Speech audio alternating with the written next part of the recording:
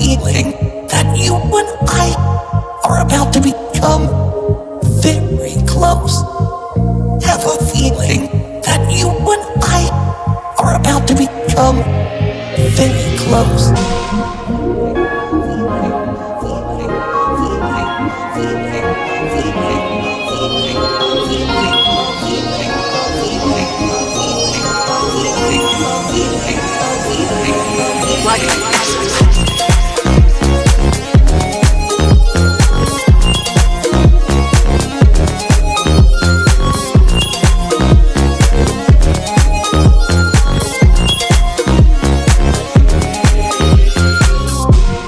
This is a wondrous encounter.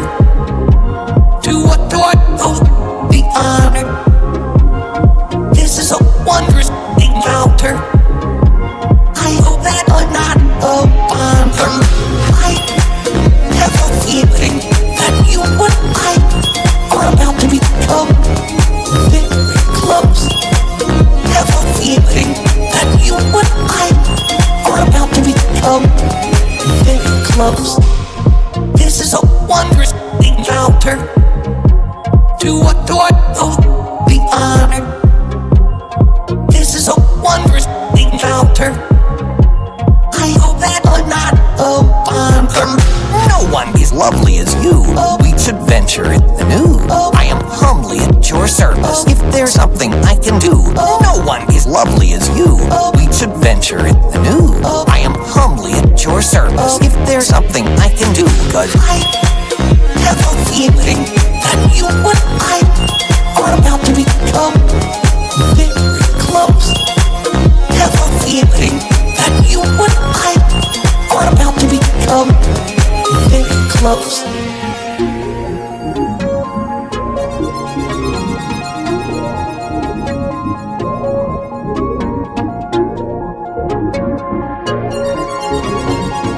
In the waning years of the third era of Tamriel, a prisoner born on a certain day to uncertain parents was sent under guard without explanation to Morrowind, ignorant of the role they're meant to play in my heart. I have a feeling that you and I are about to become very close. Have a feeling that you and I are about to become very close.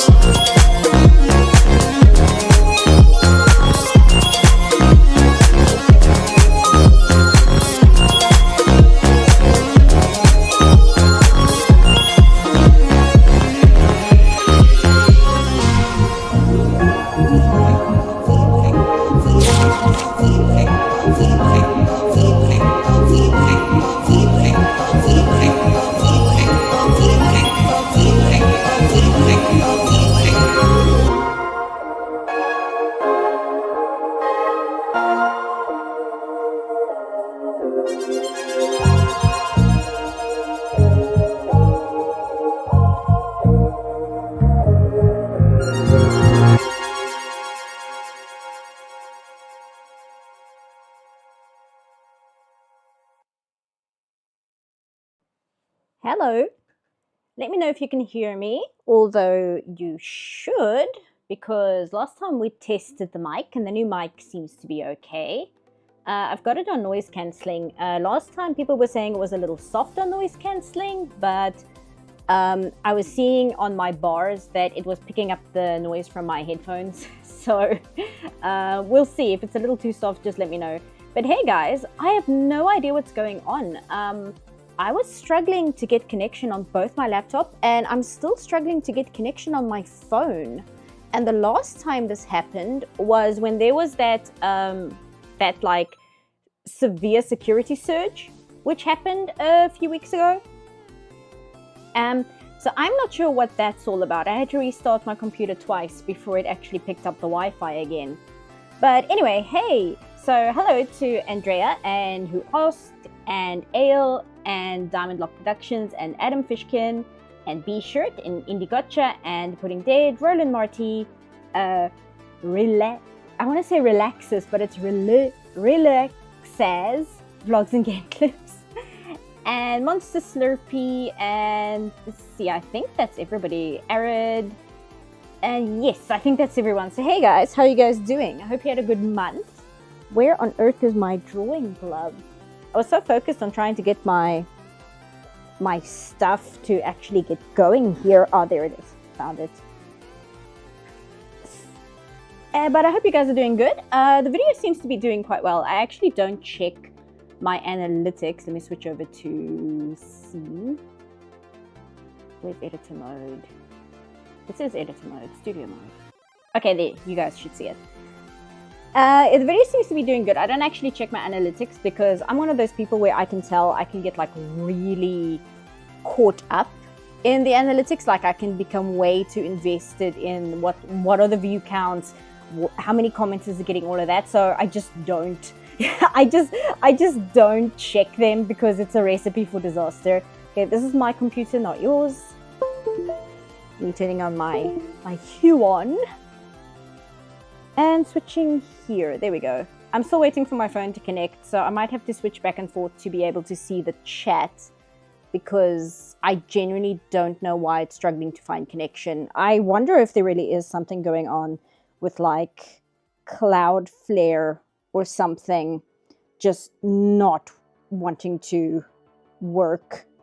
Otherwise, what I can do is, I think we did this last time where I just, I made Studio Paint slightly smaller. Let me see if we can do that. Let's shift it over here for me. And then I can see you guys. Okay, there we go. Switch to this. Switch to this. There we go. Okay. So, the video seems to be doing quite well. I was actually quite nervous originally because I was worried that the part where I go into my theory as to why I think a lot of the characters that we have in cartoons and TV shows and such at the moment are so reprehensibly unlikable and like teachers' pets is because of, and then I went into that whole spiel where I feel it was perhaps in part because the writers are projecting onto the character too much and because they often, oh jeez, Mr. Pender, that's a huge super chat, thank you. I'll read it in a second, let me just finish my sentence. And I was very concerned about whether that theory section of my video was perhaps going to ruffle some feathers and people were going to accuse me of maybe being uncharitable towards queer writers and stuff like that. So I was concerned about that. I actually had 1 or 2 people check it over for me just to make sure that I'm not completely off base on that theory. But they came back to me and they were like, no, they think it's at least, it has enough credence to be something. Even if I'm not correct on it, it doesn't sound like the ramblings of an insane person. So I left that in, but I haven't seen anybody in the comments like give me a rough time over that. Everybody seems to either have like extra things to say about it or feel like, oh well, that might be, but X, Y, and Z as well. So I was quite happy about that because that was a part I was quite concerned by. But thank you so much, Mr. Bender. It's a really, really big super chat. I'll get this in before Skynet cuts you off. I hope you have a great show, Sipa. Thank you so much. And thank you. I really, really appreciate it. So, in line of all of that, who are we drawing today? Because I'm finally done with my Adventures with Superman. Not because it was like awful and I hated working on it or anything, but you know how it is. Yeah, thank you, Ravina. You work on something for long enough and you reach a point where you're just like, I'm so tired. Can we please talk about something else? Leon, we can draw Leon. Somebody said Ultraman, we can draw Ultraman. I'm cool with both of those. Hey, Aura Luna. Hey, oh, good lord. Aphrodita Vaitovska. Hope I said that correctly. Melon Blue. I did start watching Brigadoon. I was watching that before the stream started. The Squidman, I've actually been drawing the Squidman.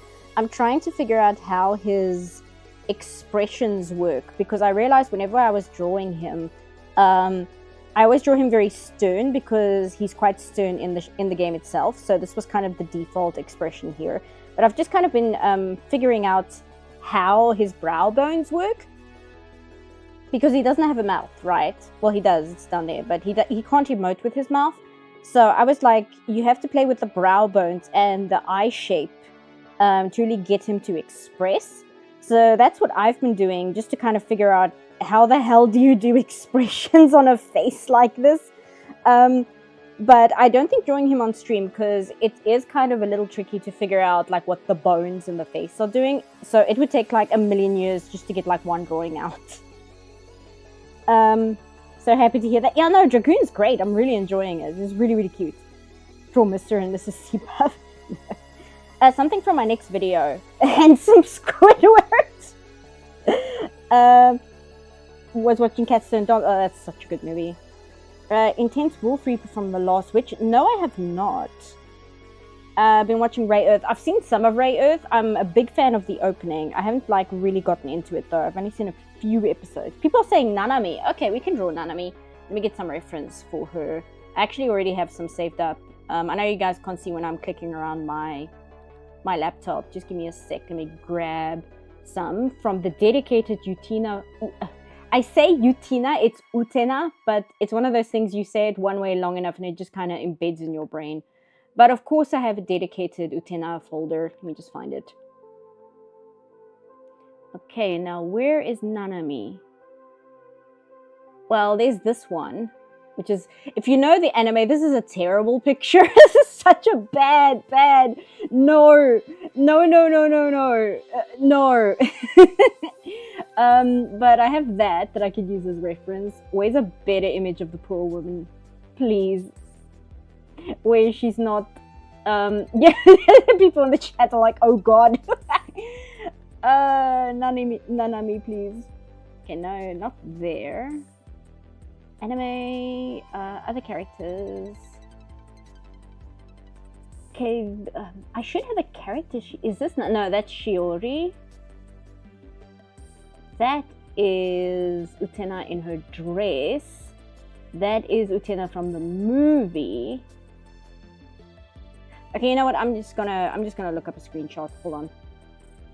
Yes, I know I'm getting an error. Streamlabs, it's fine. Something weird is going on with the internet. We're all just gonna have to live through it. It's frustrating. The last time I had connection issues like this was when my studio, who I work with quite often, they wanted like a video call for the very first time, and it was like the first time I was actually going to see the people I work with like on camera and hear what they sound like and stuff. So of course that was the day where like the cloud flare happened, right?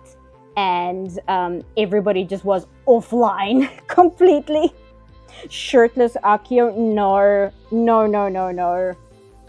I almost made a terrible joke but stopped myself. No, let's not.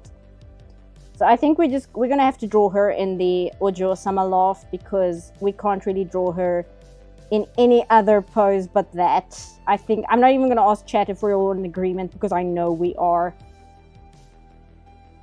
Do that. Oh god, we're drawing Utena as the car. There's a great interview. I actually uploaded the clip of it to Tumblr, where it's an interview from like 1997 where at Animerica they were asking Ikuhara what is going to change with Utena in the movie versus the TV series, and his answer is literally just she turns into a car, and then they cut to the next question, like no elaboration, nothing. That's just his answer. It's so good. There we go. Do that. I might have to make the brush a bit bigger. In other news, I also finally got a replacement cable for my Huon. I haven't got it yet, but I found somebody who sells it. And then they sent me the wrong one. They sent me one for the Canvas 22. But I was able to contact them. So on Monday, we're going to do like, the exchange, so that I can get the one for the Canvas 13. And they take the 22 back.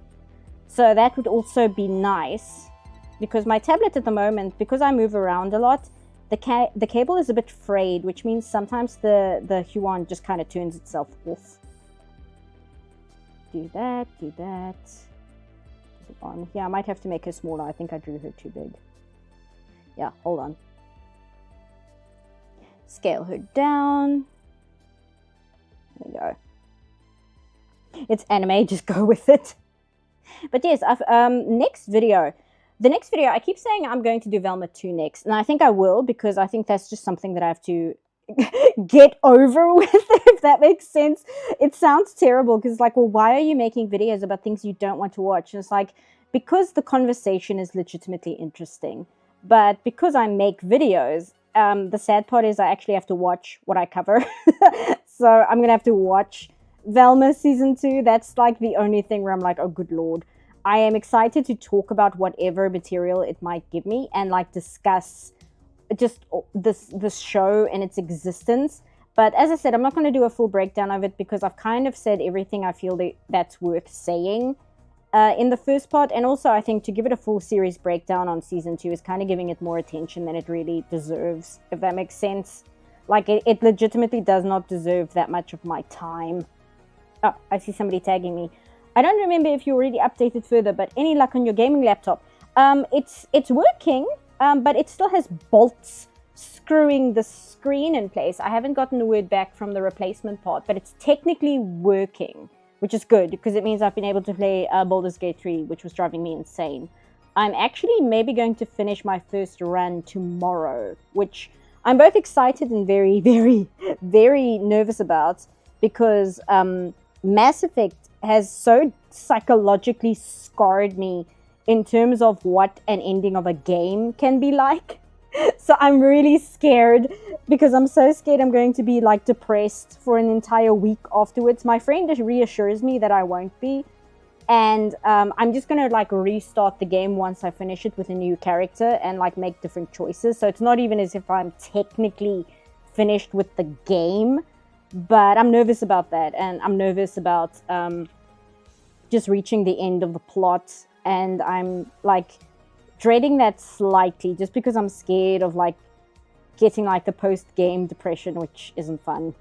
You know, when I was a teenager, I legit just wouldn't finish games. I would get to the last boss and then just stop playing, specifically because of that.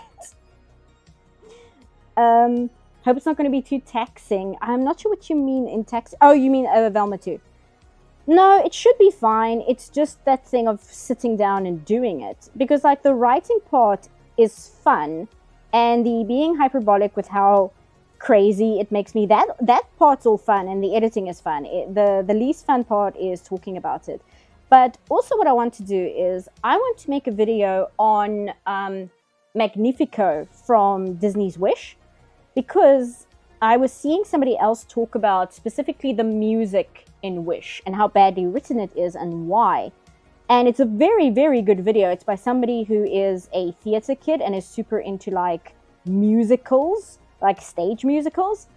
And it was very, very informative. However, the person seemed to completely miss what Magnifico's motivations are in the movie. Like they completely missed everything about Magnifico, and I don't blame them because the movie is so awful and all the characters are terrible and you don't care about any of it. I don't like blame somebody for missing that, but it made me realize that I could make a video with the extremely clickbaity title Magnifico is the best character in Wish.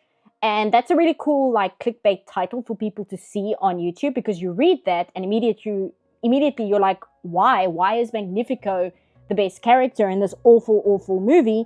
But also because I genuinely believe it to be true. I genuinely think Magnifico is a terrible character. Don't get me wrong, Magnifico is an awful character. He's so badly done. But compared to literally every other character, he at least has some motivation. And he's possibly the only sympathetic character in the entire movie, which makes the movie worse. Just because of how the movie treats him. It's such a bad film. So I want to do that video because I think that would be, I think it's a really fun clickbaity title, but it also happens to be 100% true, right? So that's kind of what I'm thinking of doing, but I keep saying I'll do Velma 2, so I kind of want to do that one next, just so that I'm not, it's not like lurking in the back of my mind for the rest of my life that you have to do Velma 2. Velma 2 is still something you need to get to. It's like, oh no, this is like terrible show. But yeah, so I think I'll do Velma 2 next. And then I'll probably do another quick video on Magnifico, just because it's in my head at the moment. And I just think that would be an interesting topic of discussion. And then I think I'm finally going to get to Husband Hotel. So that's kind of more Velma. Yes. But it won't be a full video. It won't be a full breakdown. That would just take too much time. You definitely have thoughts about the 80s episode, I bet. Maybe, yeah. I actually don't really know what happens in Velma 2, apart from the fact that apparently they do the worn out, like, Scrappy-Doo joke again. I saw screenshots of that, and I was like, oh, okay, we're doing that. Sure, why not? I don't care. I don't care enough to let anything Velma does actually upset me or enrage me, because it's just such a stupid show. Like, to get upset about it is just dumb. Because I can't take it seriously. I can't take anything about that show seriously. Let's make the eraser smaller. It's a bit big. There you go. It's such a train wreck. Yeah. I think you mean Wish, but honestly, both of them. Both Wish and Velma 2. I haven't even seen Velma 2. I just know from like the screenshots I've seen from other reviews, it just looks like the worst. The absolute worst in every single way. Scrappy-Doo is straight up redeemed in Velma 2. I mean, sure. I just can't see the writers of Velma, like, having anything interesting to say about that character, right? I don't expect them to do anything interesting, especially because the way that cartoons are made in current year is they don't actually do season 1, air season 1, and then work on season 2. What they do is they make season 1 and season 2 at the same time. And because the distributor will put in an order for 2 seasons, and then they'll do both. And then what they'll do is sometimes they'll cancel the show before the second season has even aired, so that they can be like, oh, get ready for so-and-so season 2. Meanwhile, the show has been cancelled already and they just haven't told anyone. They love doing that. So chances are that Velma 2 is actually just like season 1 plus, right? Season 1.0, season you cannot redo, whatever you want to call it. I'm guessing that's what season 2 of Velma is. And so I don't expect it to really have done or grown or learned much from season 1, because it didn't have the opportunity to do so, because it was made in tangentially with the first season. So that's kind of what I'm expecting. There's a whole episode with a lot of 80s references, especially Breakfast Club. Oh god, I love The Breakfast Club. I legitimately think that is a brilliant movie. I didn't even grow up with it, right? Because people hear things like that and they're like, oh, well, of course you like it. It's probably nostalgic for you. It's like, dude, I saw The Breakfast Club for the first time when I was like 27. Okay, calm down. It's just legitimately a very, very good film. And it remains good, and it remains relevant. So that's going to be fun if Velma 2 is going to decide to mess around with The Breakfast Club. I'm super looking forward to that. Hopefully that means it'll have some good music at least. I just watched your Superman video today. It's very cool, and it convinced me once again that modern content creators on superheroes really dislike retro futuristic designs from comics. That's an interesting thing, right? And I've been watching some videos, not just EFAP, but like other videos talking about Hollywood in general, and how they just seem very ashamed of making certain things in the genre that they're making them. Because I was watching this guy after I watched this video on Wish. He did a video on the movie version of the Mean Girls movie, which I didn't even know they made a movie version of the musical. I just knew there was a musical. It apparently wasn't really good, and that was the last I heard of it. But apparently they made like a movie version of the musical, and it wasn't marketed as a musical at all, just not at all. And there's like these really shitty quotes from certain people in Hollywood that are like, oh, well, people don't watch musicals. And it's like, yes, because the musicals that you've put out in the last 10 years have all been terrible. It's been things like ask Evan Hansen, whatever that movie was, the live action quote unquote Cats movie. Like, that's your metric for why people dislike musicals? Come on. So, oh, okay, I have her eyes kind of wide. She's kind of a bit more haughty than this. I'm too busy ranting about Hollywood to pay attention to what I'm doing. Oh wait, no, it's not the bottom lip that's the issue. It's the top lid that's the issue. This should be like... There we go. Okay, I know what I'm doing. But yes, and that seems to be a similar thing with like the superhero and especially the sci-fi stuff. I think I mentioned this in the video where I talked about part 7 of my Adventures with Superman, where they're like ashamed of making the show in the genre that it is, right? They're like, oh, let's make this sci-fi show famously loved by nerds and like remove everything about it that made it nerdy. And let's do this musical and not market it as a musical. And let's do the superhero show, but like remove all the camp and spandex and things. Let's just get rid of all the things that like actually made it a superhero show. Before the stream, because I was watching Brigadoon, because somebody recommended it in my comments and they were completely correct. I really, really like Brigadoon so far. But I was watching Mauler and them on Jay Longbone's channel cover that like Gotham High comic book, which is just awful trash, and it just kind of feels like the same thing. It's like, how can we sell superhero content to people that don't like superhero content? And my answer to that is work for a different franchise. I want to direct an animated musical someday. Honestly, that'd be really good. Let me go find...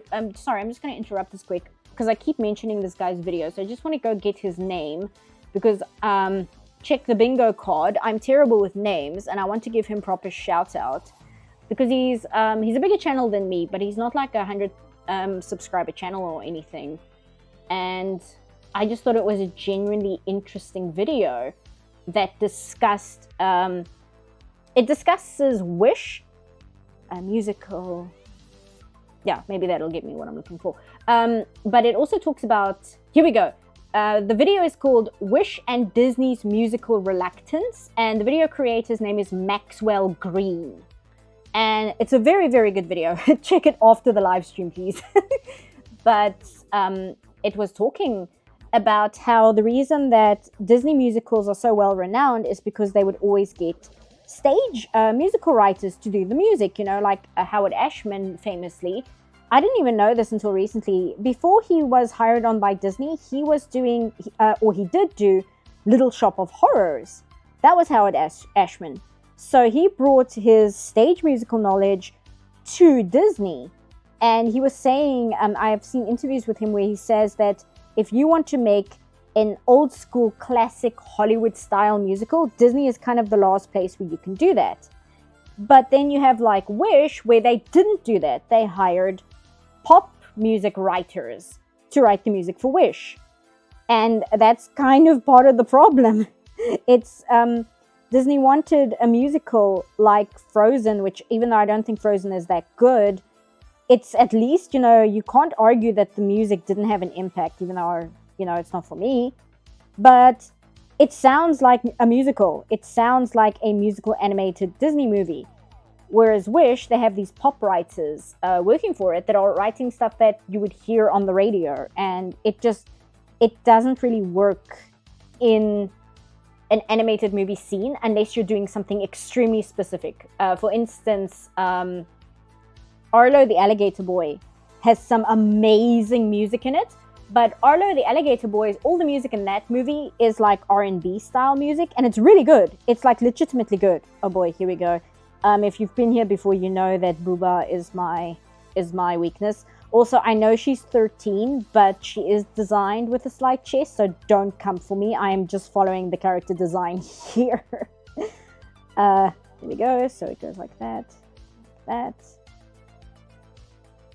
Luckily, because she's 13, I can maybe just like fudge it a little bit and not worry about it too much. I think I can get away with that. That's probably okay. CPAP person, out of curiosity, what are your opinions on gatekeeping? You know what? I used to be against gatekeeping, and to a certain extent I still am. But then you see like how certain things just completely degrade in quality because they'll try and change who the market is for it, and they'll just completely ruin what people liked about it in the past, specifically so that they can hook a larger, more mainstream audience. So I've started to like reconsider maybe my stance on the gatekeeping. I'm against it in principle, but in practice, it's proven time and time again to just not be great in a lot of instances. So I guess the answer is it depends. Should I make that longer? Her limbs are kind of long in this anime. I tend to draw things a little bit more proportioned, but we'll stretch them out just slightly, just for the sake of the art style. Maybe give her a little bit less meat, because she's extremely ectomorphed in this show, because Utena was influenced by Rose of Versailles. So it looks a bit, the characters look a lot like the characters from Rose of Versailles. And like 70s shoujo in general. I love Arlo. It seemed underrated. Arlo is super underrated. That movie, it looks amazing. The animation in that movie is insane, just the level of quality. And I legitimately enjoyed the music, even though it's not my genre or anything. I legit find the music really, really enjoyable to listen to. And I don't know, there's just music in it, and what the music is about, I find very touching and like sincere. I think it's a really, really good film that a lot of people slept on, especially people who love 2D animation. And Arlo is so good. It's really, really top tier 2D animation. Yeah, like, man, you could make pop musicals feel work as seen in Encanto. That's the thing. But also in Encanto, they hired Mr. Man, who did Hamilton, which is also, that's a musical director. It's not somebody who writes pop music for, like, I don't know. I don't want to say Beyonce, because that's not the vibe. Oh, what's her name? Not Taylor Swift. The other one. I don't know. It doesn't matter. You know what I mean. Like, they write for pop singers. And in the musical, it just doesn't work. And the other thing is, which I've always been a big proponent, I guess is the word, is that music in a musical can't just spontaneously happen in lieu of nothing. Music in a musical happens so that you can express emotions and themes within the story, which would be weird to express vocally. That's why musicals exist. But in Wish, that's not how the music in Wish works. The music just kind of happens and distracts you for a few minutes, and then the plot has to start going again. And it's exactly the kind of musical that people who say they hate musicals, like, this is the kind of show that they would be like, this is the kind of movie that they'll be like, this is why I hate musicals, because the music just kind of comes out of nowhere and interrupts things, and then people sing and dance, and then we have to wait because the story's been put on pause. And it's exactly the way that Wish has been written, and it's really frustrating and bad, on top of the music being bad, and then the lyrics being bad. Hi, Blantosaurus. Blantosaurus, not Blantosaurus. I saw the Ojo-sama pose. Let me guess. Nanami? Yep. We're drawing Nanami. Yeah, that too. Like, it gets good directors versus on these genres or mediums to meld contemporary trendy to these art forms. Exactly. And I'm thinking, like, you can do variety styles of music in a movie. It doesn't have to be musical style music to be a good musical, if that makes sense, right? And I'm trying to think of an example. It's always hard to think of these things while I'm drawing and on stream and talking with chat and all that. But I hate West Side Story, right? And not because it's bad or anything. I just really hate the music in it. It's not my style of music whatsoever. But that I would categorize as a completely different style of music to something like Les Mis, or Phantom of the Opera, or even something like Hadestown. It's just completely different. So I don't think if you are doing a musical, you have to make it sound like a Broadway musical. But I think when it comes to a Disney animated film, that's why their 90s criteria catalog of films are so beloved, is because it did have this musical sensibility married into animation. And in their effort to market Wish, it's a terrible title for a movie, by the way. In their effort to market Wish to absolutely as many people as possible, they obviously decided, okay, well, let's do it actually be pop music, because we can sell that on the radio much easier. And not realizing that they've kind of destroyed the entire point why people like Disney musicals in the first place.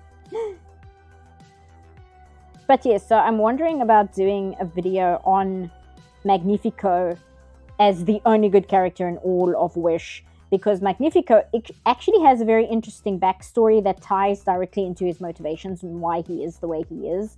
It's just the movie does nothing with it, and they completely throw him away as a character. When, if you look at how his backstory has been written, as much as we may be tired of the redemption arc thing with bad guys, Magnifico is primed for that kind of story. Magnifico is primed and set for being a villain with some form of redemption arc to him. Because his whole thing is that he comes from a place where he lost his entire family to something bad happening in the previous kingdom, right? So he comes to Rosas and he builds the city with the mindset that he's going to keep it safe. And he's going to throw his entire life into learning magic so that he can keep Rosas safe and so that nothing happens like him losing his family ever again. And that's also why he starts keeping hold of people's wishes. It's also a warped form of protection. And then it just kind of goes too far and it spills over into being controlling and stuff like that. And when he sees the star magic, he completely goes over the edge with fear, thinking that it's somebody who's come to challenge him. And that's when he opens up the corrupted magic book, which just completely sends him over the edge. Like, that is a character story that primes him for redemption and understanding that this horrible thing that happened to you is a terrible thing, but you have not been processing it well. And it just kind of feels like you feel sorry for this character. And because everyone else in the movie is such a terrible person, he ends up being the only character you feel sorry for, just because everyone else is horrible. And because everyone else is horrible, it just kind of feels bad that they then end his story arc by locking him in a magic mirror and stuffing him in the dungeon for 1,000 years or whatever Disney thought they were doing with that plot point. It's just bad. It's very bad writing, and considering none of the other characters have anything going for them, what am I doing with this hand? This is awful. Hold on. Because nobody else has anything going for them, you just kind of feel horrible, because he's like the one character where you're like, there's something going on here, and then the movie's just like, nope, he's evil, throw him in the dungeon. And then they go to Asha, who's been like, it's wrong for only one person to control people's wishes.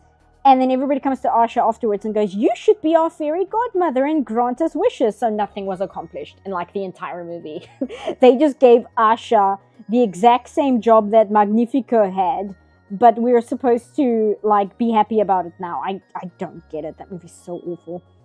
But like I said, in this video, which was mainly about the music, it was just interesting to me that the person who made the video seemed to completely miss Magnifico's entire arc and why he is the way he is. So I thought that might be a video worth doing. But I have to do Velma 2 next, because I've been promising that forever. Oh, thank you for the super chat, Catharsis. Might be able to draw her, but can you do Nanami's laugh? No. I'm not even going to try, because I will cringe at myself so hard. You know what? Hold on. I'm going to get some reference. I would cringe so hard at me attempting to do Nanami's laugh. I'm not even going to bother trying, because what will happen is I will feel self-conscious, so then I won't commit, right? I won't commit to doing the laugh, which will make it sound even worse. So I'm not even going to try. Here we go. I could actually just make her hand a fist. You have received a new message. Thank you, Avina. Should I do that? Yeah, let's do that. That'll be so much easier. Back to live chat. Visions of chest, therefore try holding Visions of chest. Therefore, try holding with both hands. I'm not sure what you mean by that. Sorry. The character writing that makes Tommy Wiseau look functional. I did not wish her. Is bullshit. I did not wish her. I did not. Sorry, you wrote it in his accent, so I had a rough time figuring it out. Okay, let's see. Fist. I mean, I can probably just do it like this without having to move the arm, really.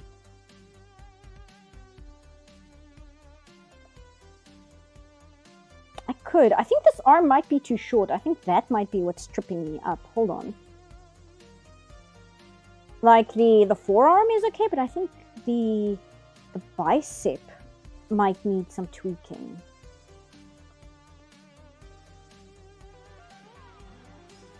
Stretch that out. Stretch this out here.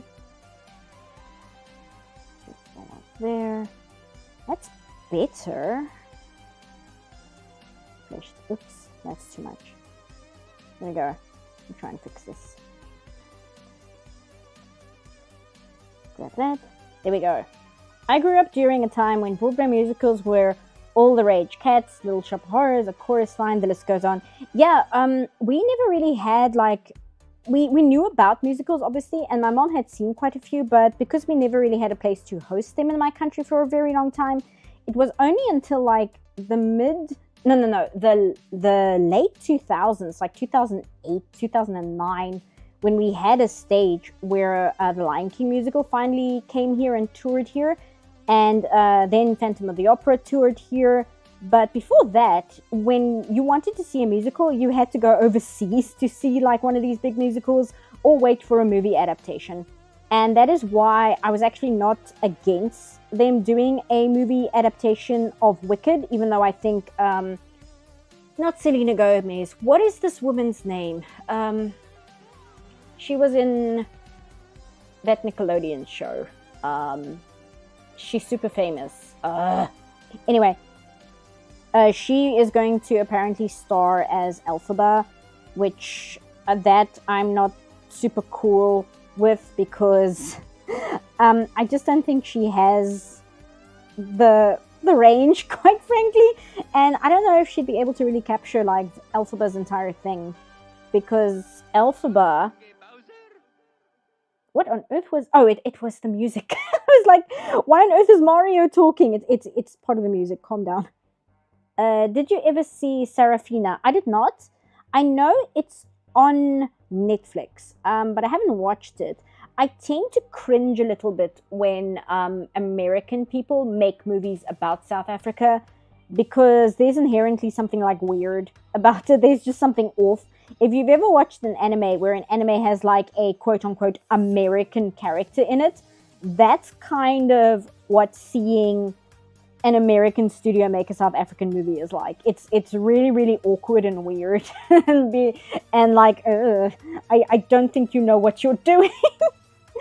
I heard it's good though. I do know it was quite big here for a while, but I think that was when I was still very, very young. And because of its subject matter, when it came out, I was too young to watch it. So it just kind of slipped by me. But yes, I'm worried to watch it because so often watching America try and do anything that takes place in South Africa is a bit painful to see. Disney is now very often afraid to write tragic character stories. Personally, as a fan of Ant-Man, I'm very saddened by the fact that they were afraid to tell the story of Hank Pym. Yeah, I don't know if Disney knows what they're doing. And I don't mean that...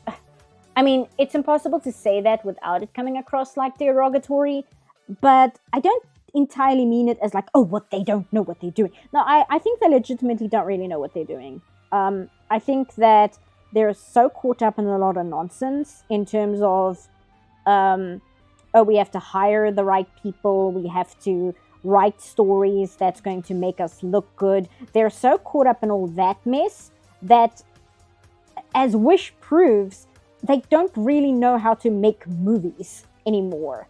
They are so caught up in making product, they've completely forgotten how to make actual movies, which is a big shame. Sorry, we're gonna be on the struggle bus with the hand here for a second before I just give up and get like a proper reference. Actually, let me just do that. This is taking too long. Me watching G Gundam with an American fighter named Chibodi Crockett. Yeah, and as I said, somebody in my comments told me to watch Brigadoon, which I am watching and I'm quite enjoying. But there's a quote-unquote American character in it. And by American, it just means he says like out-of-place English words every now and then. And it's very strange and weird because he never says them correctly. Copy image. Go here. Let's go here. Let's just rotate this back to neutral. Paste. And we can bring this down here and I can actually see what I'm doing. Let's see.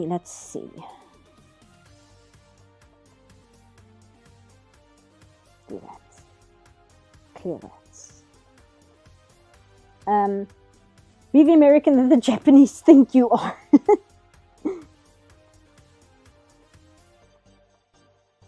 I was thinking there was some other anime, but I can't think what it is now. It wasn't super old, but it also had like a quote-unquote American character in it, which was also really embarrassing. And it wasn't like Yu-Gi-Oh! Or something. It was something else. It was an anime where the American character should not have been as cartoony as they made him. But because anime, he just kind of came across that way.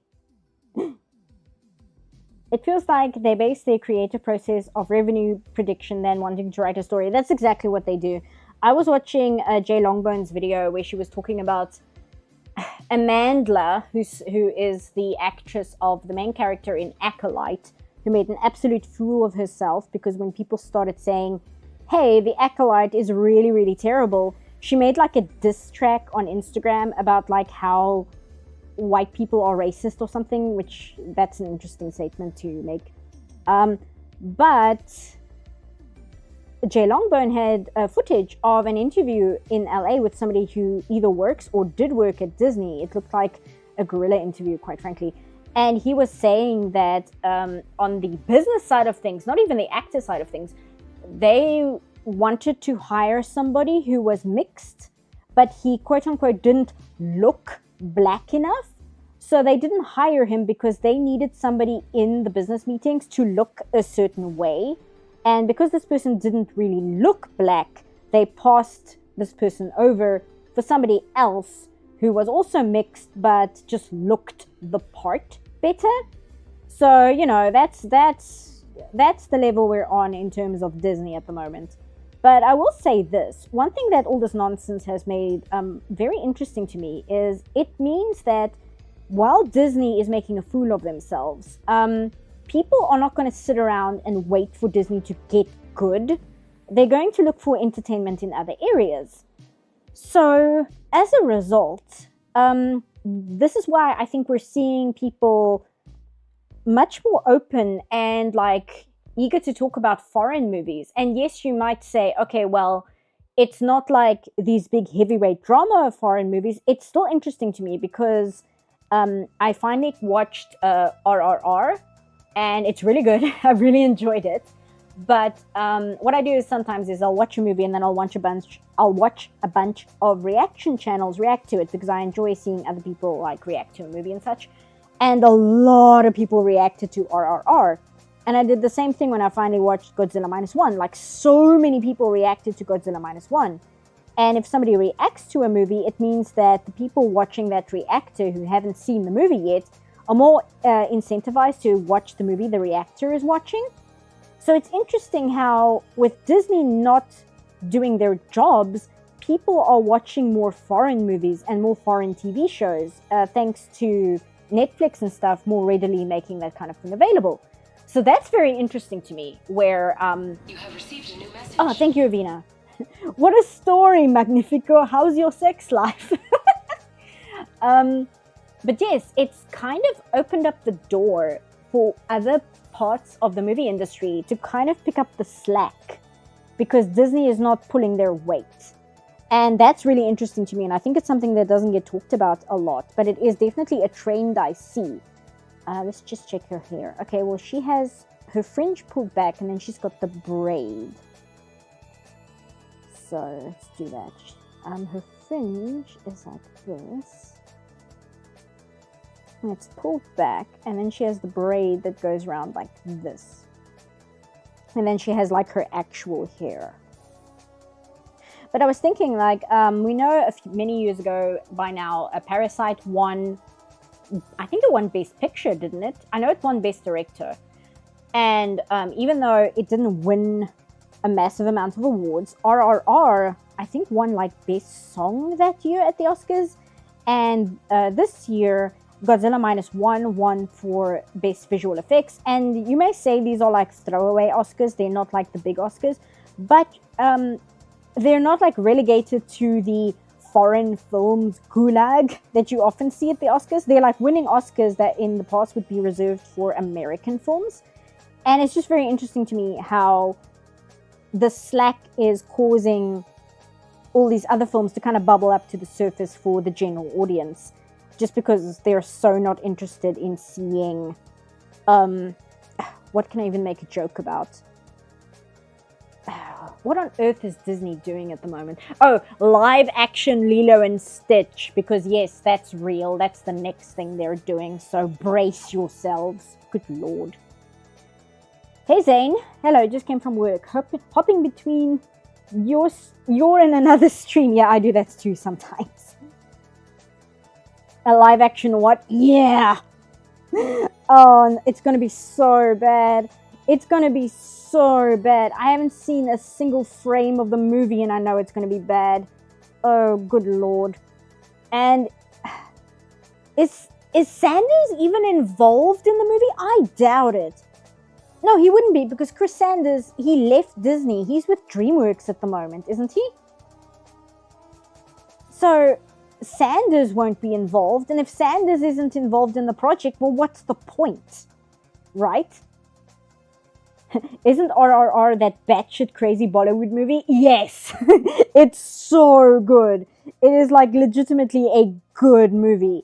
And I used it in my video when I was talking how it's not progressive. And I use the word progressive because it's just a good blanket word, because it's not just it's not just like LGBTQ representation. It's not just like female main characters. It's not just like the topic of race. Like, it's not like any one of those specific things. Just saying the word like progressive kind of encompasses all of that. And in my video on this next part of my adventure with Superman, I used it as an example that just because your movie has progressive elements in it, that doesn't automatically make a movie bad. Because RRR's entire thesis as a film is about the immense amount of damage that British colonialism did to India in the 1920s. And it is unapologetically about that. I mean, there's a scene in the movie where a tiger mauls a British officer to death.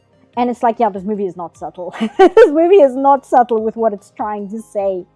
And it's legit. It's a really good movie. I have not seen a single reaction channel that's like been against it or been like annoyed that it's a fuck the British Empire movie. Like, everybody just has a good time watching it because it's just a good movie. It's just enjoyable to watch. I'm still dreading live action My Hero Academia. Yeah. The thing is, a lot of the live action anime, it's easier to ignore them because they usually just get dumped on Netflix. Like, is anybody even aware of the fact that there's a live action Mob Psycho 100 on Netflix? Do you guys even know that that exists? Because it's on there. That's a thing that exists.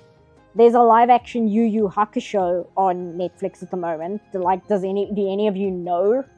Are you even aware that that exists? Because it does. It's on there. I haven't watched it because why would I?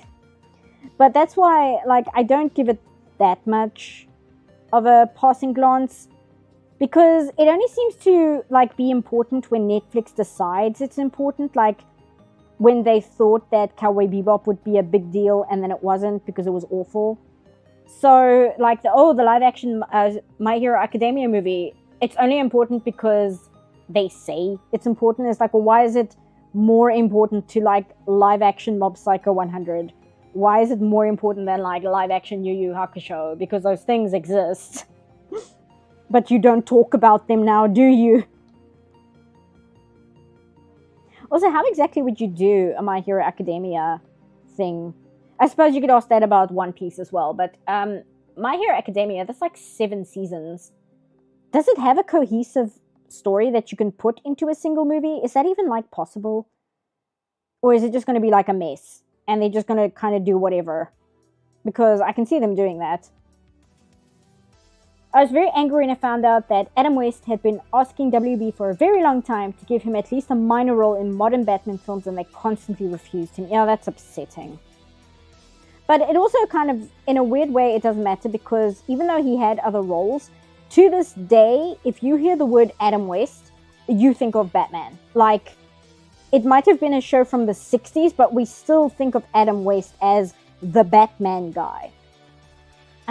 I realized I'm giving Nanami the hairstyle I give my avatar. Let me just change it up a little bit here.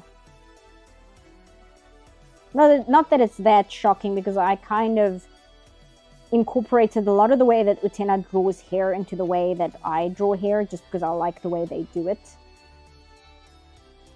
This and the way that some of the 80s My Little Pony cartoons used to draw hair. Specifically like in the movie, not so much in the TV show. In the TV show, they just have like weird blobs of hair sitting in places. It's very strange. But in like the OVAs and the movies, no, it's not the movies so much.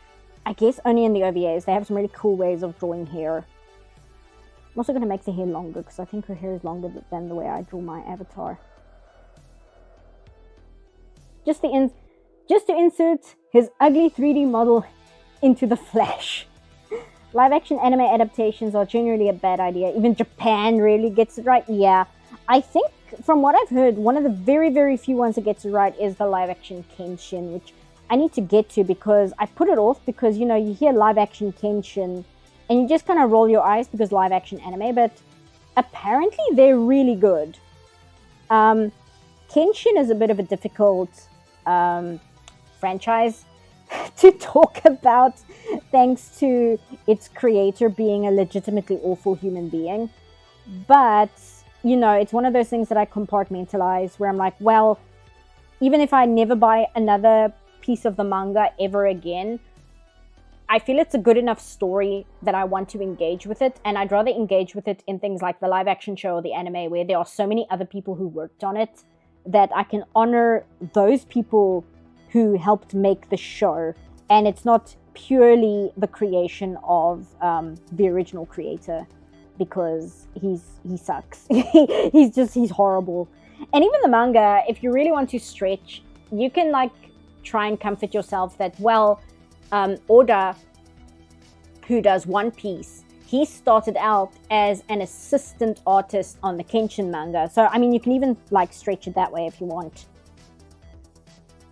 You should review the Sailor Moon hour-long movies. I mean, I could, but I feel like, is there anything else I can really say about them? They're so well covered. Well, I did the thing now on that layer as well. They're so well covered already. And I think the most I could really talk about is just going on about Ikuhara again for like a solid hour. Because the man's insane. I'm a big fan of how crazy he is. Let's bump up this here a bit. No, not there, here.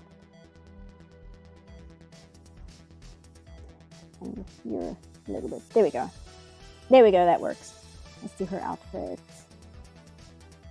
I want the series IP rights to go to an independent company in the future. Which one? I was talking about all kinds of things there for a second.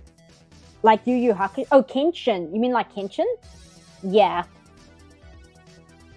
I don't think it'll happen though, because Kenshin is a big moneymaker. Let's switch to this. The thing is as well with Kenshin, right, is it's such an underrepresented time period in Japanese history. I think that's also where a lot of its charm comes from. There is so much Japanese media about the Edo period for like understandable reasons. The Edo period was like 300 years. So that's a lot of time to cover in your media, right? Just 300 years of the Edo period. But the Meiji Restoration is such a fascinating period of Japanese history, and there's so much you can do with it that it's a little shocking that there are not a lot of anime that take place in it. And I mean, there are other anime besides Kenshin, but Kenshin kind of directly deals with the cultural ramifications, I guess is the right word, of this dying breed of Japanese culture and the West coming into Japan, and a lot of Western, not even cultural things, but like technology, like the steam train plays a big part in Kenshin because it's the Western railway that's being established in Japan during that time period. And it's just very, very interesting having that like juxtaposed with Kenshin, who is this, he's a man from a period of Japan that is not even just dying, it's dead. It's done. The period of samurai and defending the shogun and clan wars, that is dead by the time Kenshin, the anime, starts. And it's just a really, really fascinating historical period. And I think that's also why Kenshin is so fascinating as a franchise, and I think that's why it has such longevity, because you just don't see that very often in anime and manga. Like I said, it does exist, but not really in terms of like, we are going to make a story about a samurai set in the time period when samurai are dying out. It's just very interesting to me. It's like the Red Dead games, right? We're going to make a cowboy game that's set in the time period when cowboys are dying out. It's a similar concept. Okay, that hair is going to be covering that, so I don't need to worry about that too much. The only two games I know of that cover the Meiji era are The Great Ace Attorney Chronicles and Pokemon Legends Arceus. I mean, you're right, but that's really sad. That shows you what a dire situation we're in, doesn't it? Where Pokemon has to be our representation of the time period. Yeah, so it does kind of have this button-up thing. So it goes forward and then it just goes down, okay.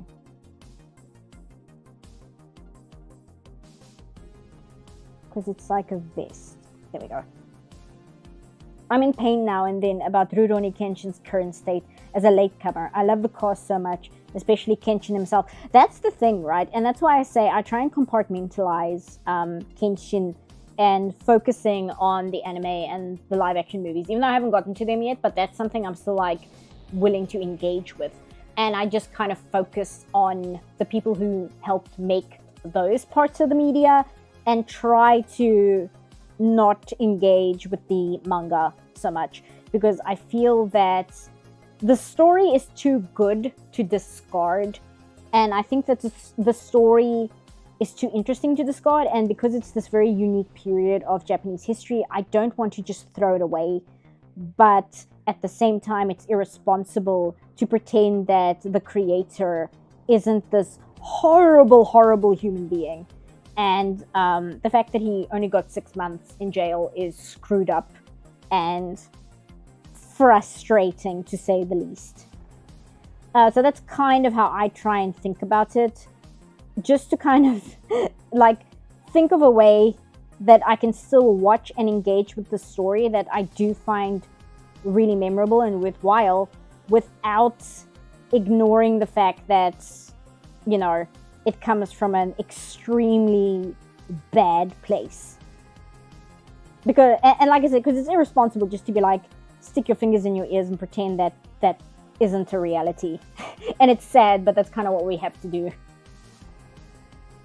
Does Kenshin Manga Man like children? Yes! That is the best way to get around YouTube's filtering. You could have said that. That is indeed the problem. And it sucks, but here we are. And that's another thing, right? Because I was asking people on Tumblr to whether it's worth watching Attack on Titan. Because I've never watched Attack on Titan, but I see a lot of reaction channels. They cover it and they really enjoy it. For a lot of them, it's like their first anime that they've seen, etc. And I'm like, should I watch it? Is that something that I need in like my mental resume? in terms of things I've seen and what I can refer to? Or is it impossible to divorce the creator of Attack on Titan from the work? And people were saying there is absolutely no way to engage with the Attack on Titan manga or anime without the creator being all over it, because Attack on Titan is essentially like a manifesto of the creator's beliefs and opinions. And there is no way to watch Attack on Titan without directly engaging in the creator's mindset.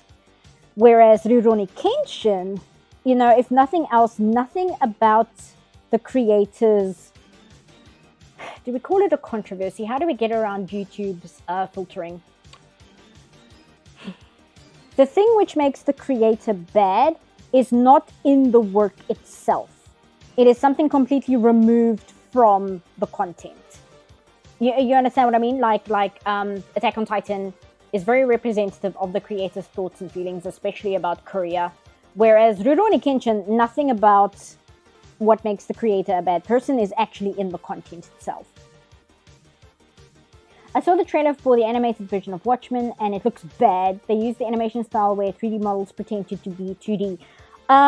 What kind of bad, though? Because Arcane is a 3D animated cartoon, and I would argue that's doing the thing where it's 3D trying to look like it's 2D, but Arcane looks great. Arcane looks really, really good.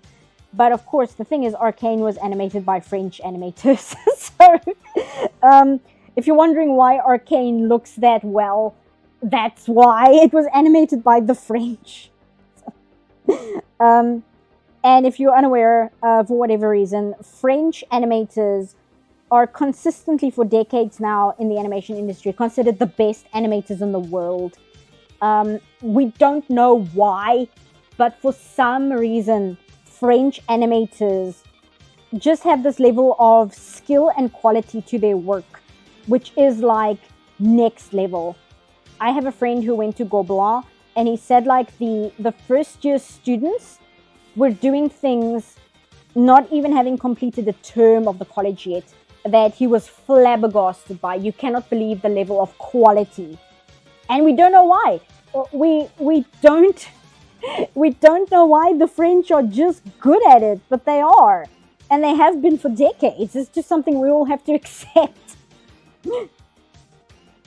Wait, is the Attack on Titan mangaka a bad person? He has very, very specific beliefs about Korea, and he has very specific beliefs about Japanese nationalism. Let's put it that way. You had a classmate that went to Gobelin? Oh, that's excellent. Gobelin is like one of those things, right? If you get accepted into Gobelin, you don't even have to do anything. You just put on your resume, I got accepted into Gobelin, and people will be like breaking down your door to hire you. Because simply to get accepted to that college is insane. It's just like the quality that they demand is, you essentially have to be like, you already have to be film level quality just to get accepted into their college. It's insane. But then again, the French. Oh, I know why. It's because they have a school called Gobelin, and the teachers, they really know how to motivate their students. It's not even that though, because they're good before they enter Gobelin. Like, they go in as good animators, and then they go to Gobelin, and then they come out and they're like superhuman. It's really, really weird. Okay, so how much of this anatomy do I want to keep? I'm going to shave that down a little, because her pants are really tight. She wears like boy shorts. Wait, hold on. Let me just double check her outfit quick. Let's go here. Let's go to Nanami, Utena. I just want to check because I have it in my memory. Oh, no, she wears shorts, but she's got like thigh-high boots. That's why I'm confused. Because I was like, I'm sure she has like black leggings. I don't think she's just walking around in boy shorts. No, she wears like, they're not really boots. I don't know what they are. They're something, but... Okay, so these, they would be like here, I suppose. I don't actually know what her outfit is doing, quite frankly. But yes, how much of this anatomy do I want to keep? Shave this down a bit. I always draw characters with like extra big thighs. As I've said before, I think that's just like the Lilo and Stitch influence causing that.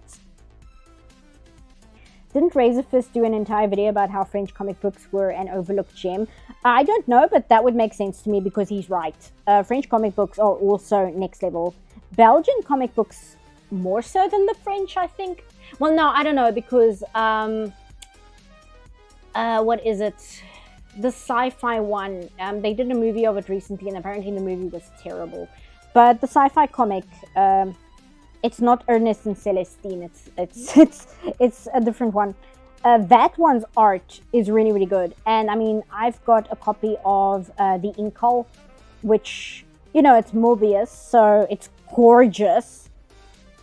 I'm just going to keep her anatomy as is, quite frankly. I might just boost up this sleeve here. I think I made this too thin because I made her arm too thin. That one's fine. Okay. I've been sometimes wanting to explore France for that very reason. French animation / range in it is incredible. Yeah, like, I'm not super fond of French animation when it comes to their way of storytelling. And it's not because it's bad or anything, it's just not to my style. But the actual animation, like the movement, is ridiculous in almost everything they do. Let's see, so she's got like this thing here, which is where the rose sits. I don't know if I want to draw the rose. I might just draw like the breast pocket and not draw the rose on it just because I don't feel like it. And then she's got, now they're ropes, but they've simplified it quite a lot.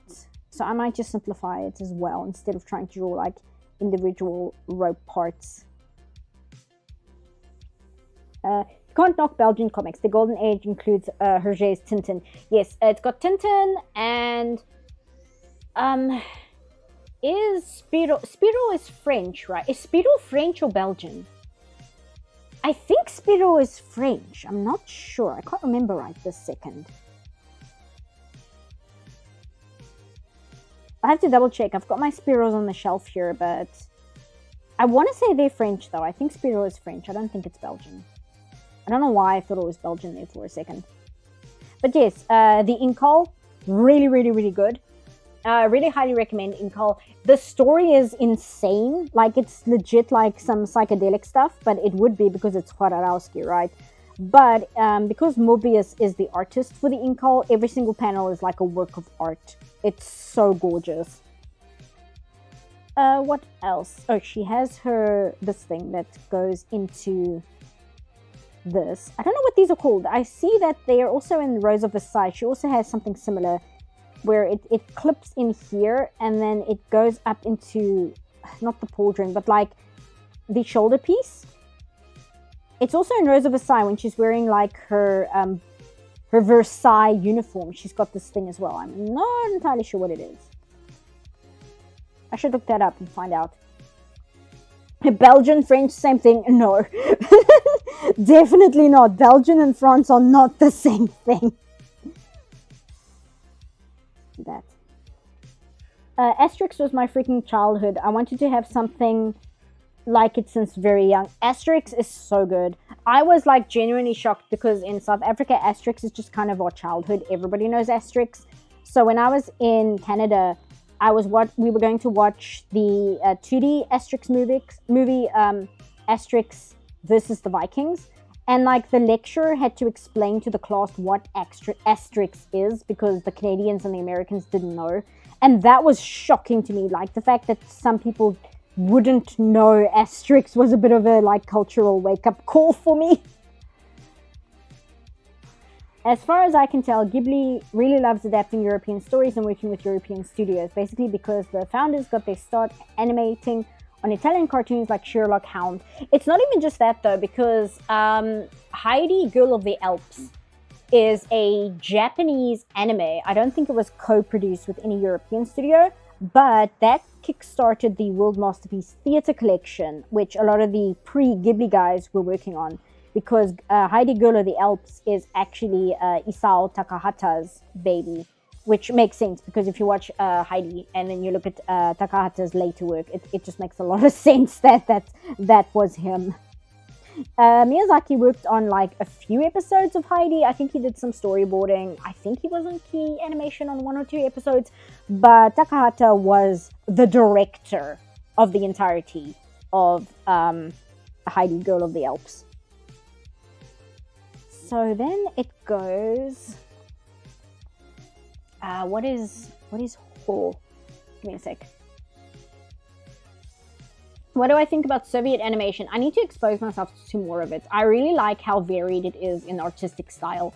I have a documentary called Magica Rusika, which I need to sit down and watch. Hiragana. Which was a really... I thought so. It was a real pain to get Magica Rusika. Or Magia... No, Magica Rusika, not Magia Rusika. But that is exclusively about animators that worked during the Soviet era. Like that, and where are you? Okay, yes, so I was right. So it's like that and like that, yeah. Might move that one up a bit.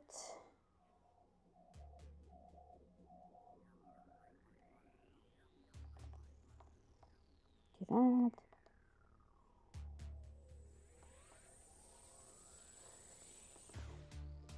And I think one more here. There we go. Let's get to inking. I've watched entirety of Heidi anime. That's the other thing. Heidi is like one of those shows. It was dubbed into Afrikaans because we only got television in 1977. So Heidi, which was a 70s anime, my guess is it was cheaper to import anime than it was to import American cartoons in the 70s. And because all of our voice actors came from radio because we didn't have television, there's an Afrikaans dub of Heidi, and it's like a really high quality dub. It's really well done. The acting is superb. But Heidi, for whatever reason, despite having all this importance as like one of the early Ghibli, not Ghibli projects, as like an early Takahata project, as an early Miyazaki project, it just doesn't have an English dub. Apparently it's got like one English dub from like Singapore, I think it is, but it's just never had like a proper, for lack of a better term, English dub done by the British or the Americans or anything. It's very strange to me because it's such a good show. It's just really shocking to me. You'd think it would be like primed for that kind of thing. Incidentally, last I checked, I almost said looked and checked at the same time. Last I looked, Akage no An, which is the before Ghibli anime of Anne of the Green Gables, that's on YouTube in like HD quality, last I saw. I don't know if it's still up, but that might be worth, if you haven't seen it, that's just available on YouTube if you want to check it out. Did we also get Panda Go Panda? We did not, but we did get Tao Tao. And that was another one that had like an Afrikaans dub. We had Tao Tao, we had Heidi, we had Dog Tanyan. What was it called? The Three Muskehounds, I think it was in English. We just called it Brakenyan because D'Artagnan. And what else? We had David the Gnome as well. And then obviously we had Moomin.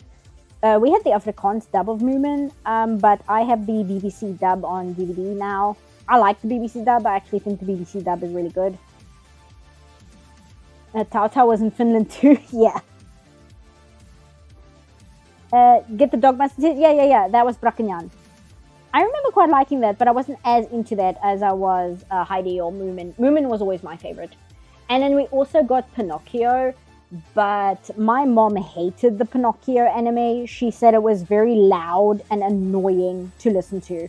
So we didn't watch it a lot because my mom refused to record it on VHS for us. And she hated whenever it was on TV. She just found it extremely aggravating to listen to. Did we get any cartoons from Canada like the raccoons?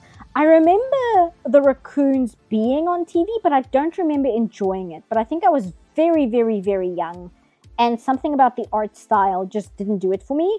And because I was a very small child, you know, if I don't like the way it looks because I think it's creepy or something, I'm just not going to watch it, right? Oh, and we got the Dreamstone. That was actually something I was thinking of making a video on for a very long time, just because I genuinely love the Dreamstone cartoon. And it's one of those things that I don't think Americans are as aware of because it's a British cartoon, and which is a great shame because the Dreamstone is like next level. It's so good. If there was like a cartoon, I wish we'd get like a very high budget like remake, for lack of a better term. That's one I would like to see redone. Maybe not by an American studio, because they would probably give it to somebody like Josie Campbell, and then she would do whatever she did to She-Ra.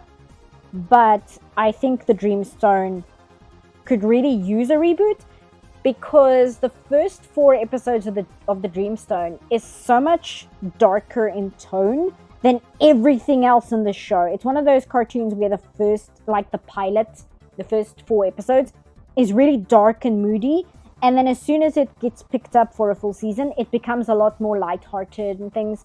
And I feel that the current market for animation would be far more accepting of a show like Dreamstone being a little darker and being a little scarier in its visuals and concepts, like the pilot for the Dreamstone was.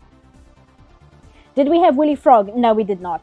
We did have Maya the Bee, but I don't remember watching it a lot. I know we had it, and it must have made an impact, because even to this day, if you go to any of the stores in my town that sells like raw honey, they always have like handmade crochet Maya the Bee toys. So it definitely left an impact in my country. But I don't know, maybe I was just more hung up on Heidi.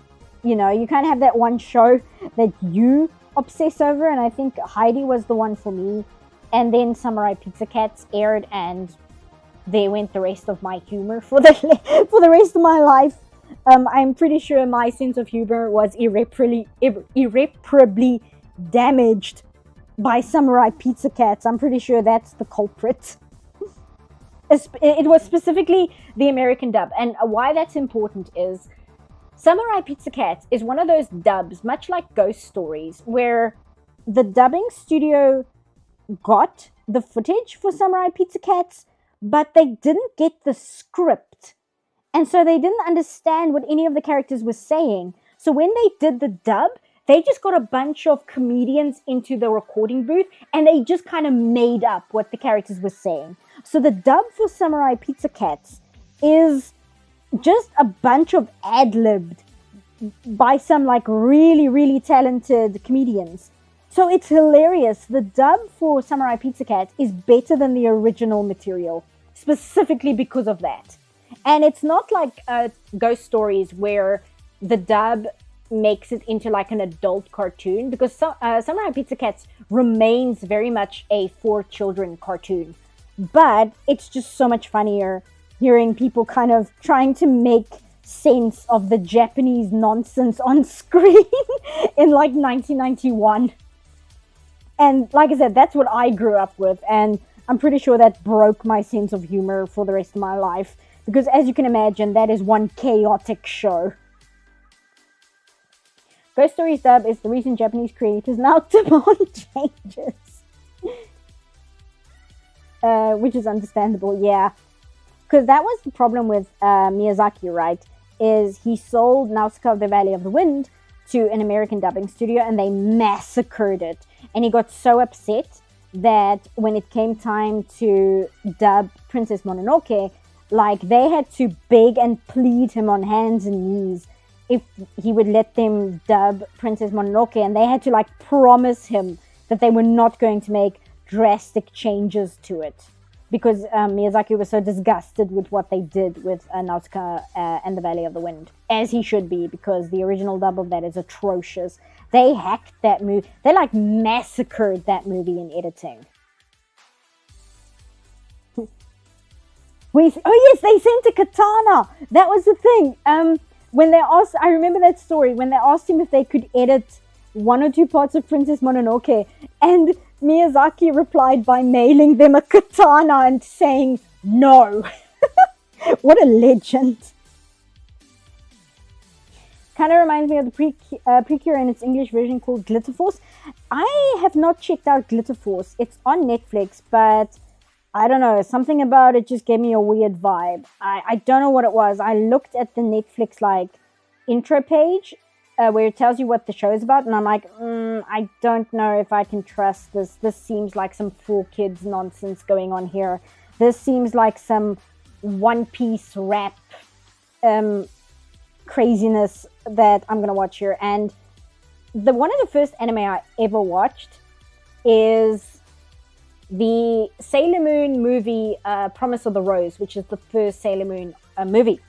And I got it on DVD, and it was the very first DVD I ever bought. And because, I've never had the option to watch an anime in Japanese before, I watched it in English first, just because that's what I was used to with the anime I would get in VHS.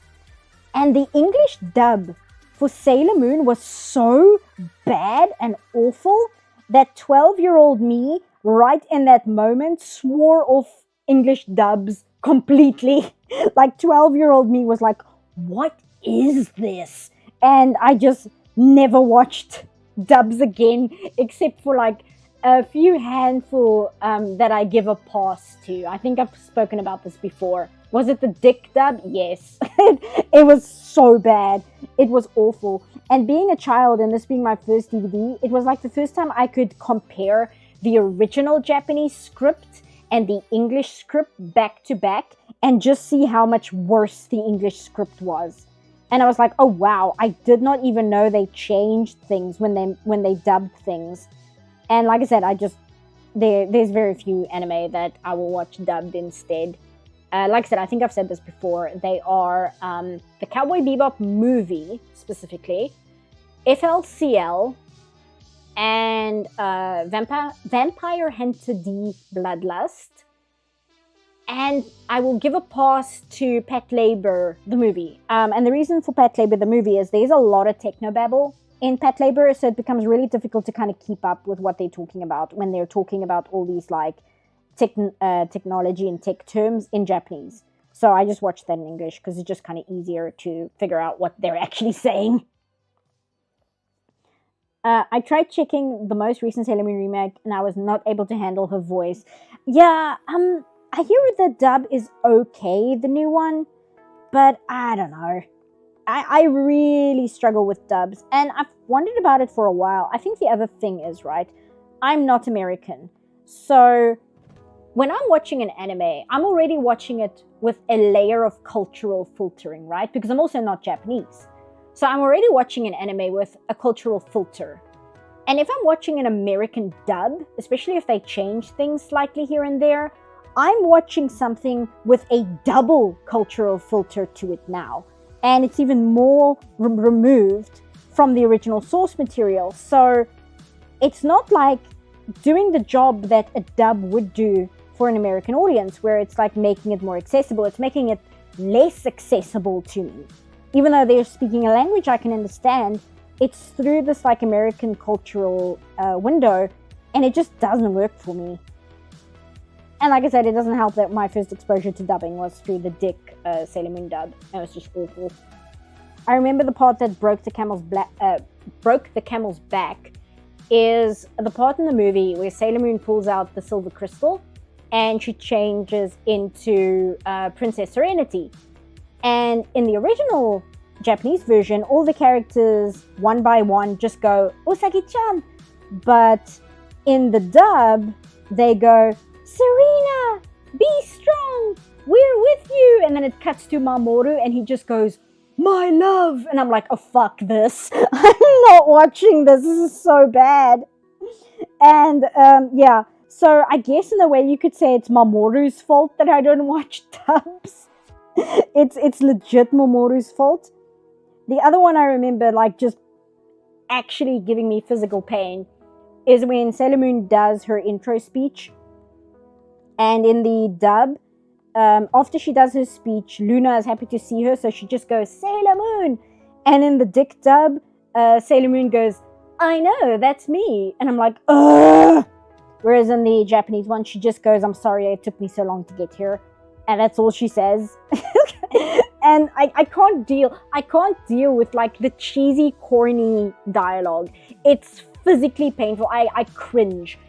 Before cringe was like this word that we all use, the secondhand embarrassment from the way that the English dub is done is like physically painful. Even as like a 12-year-old, I would sit there and squirm in my seat hearing some of these lines said, and I was just like, no, I'm not doing this. I don't have to do this. I'm watching the original. I'll read subtitles.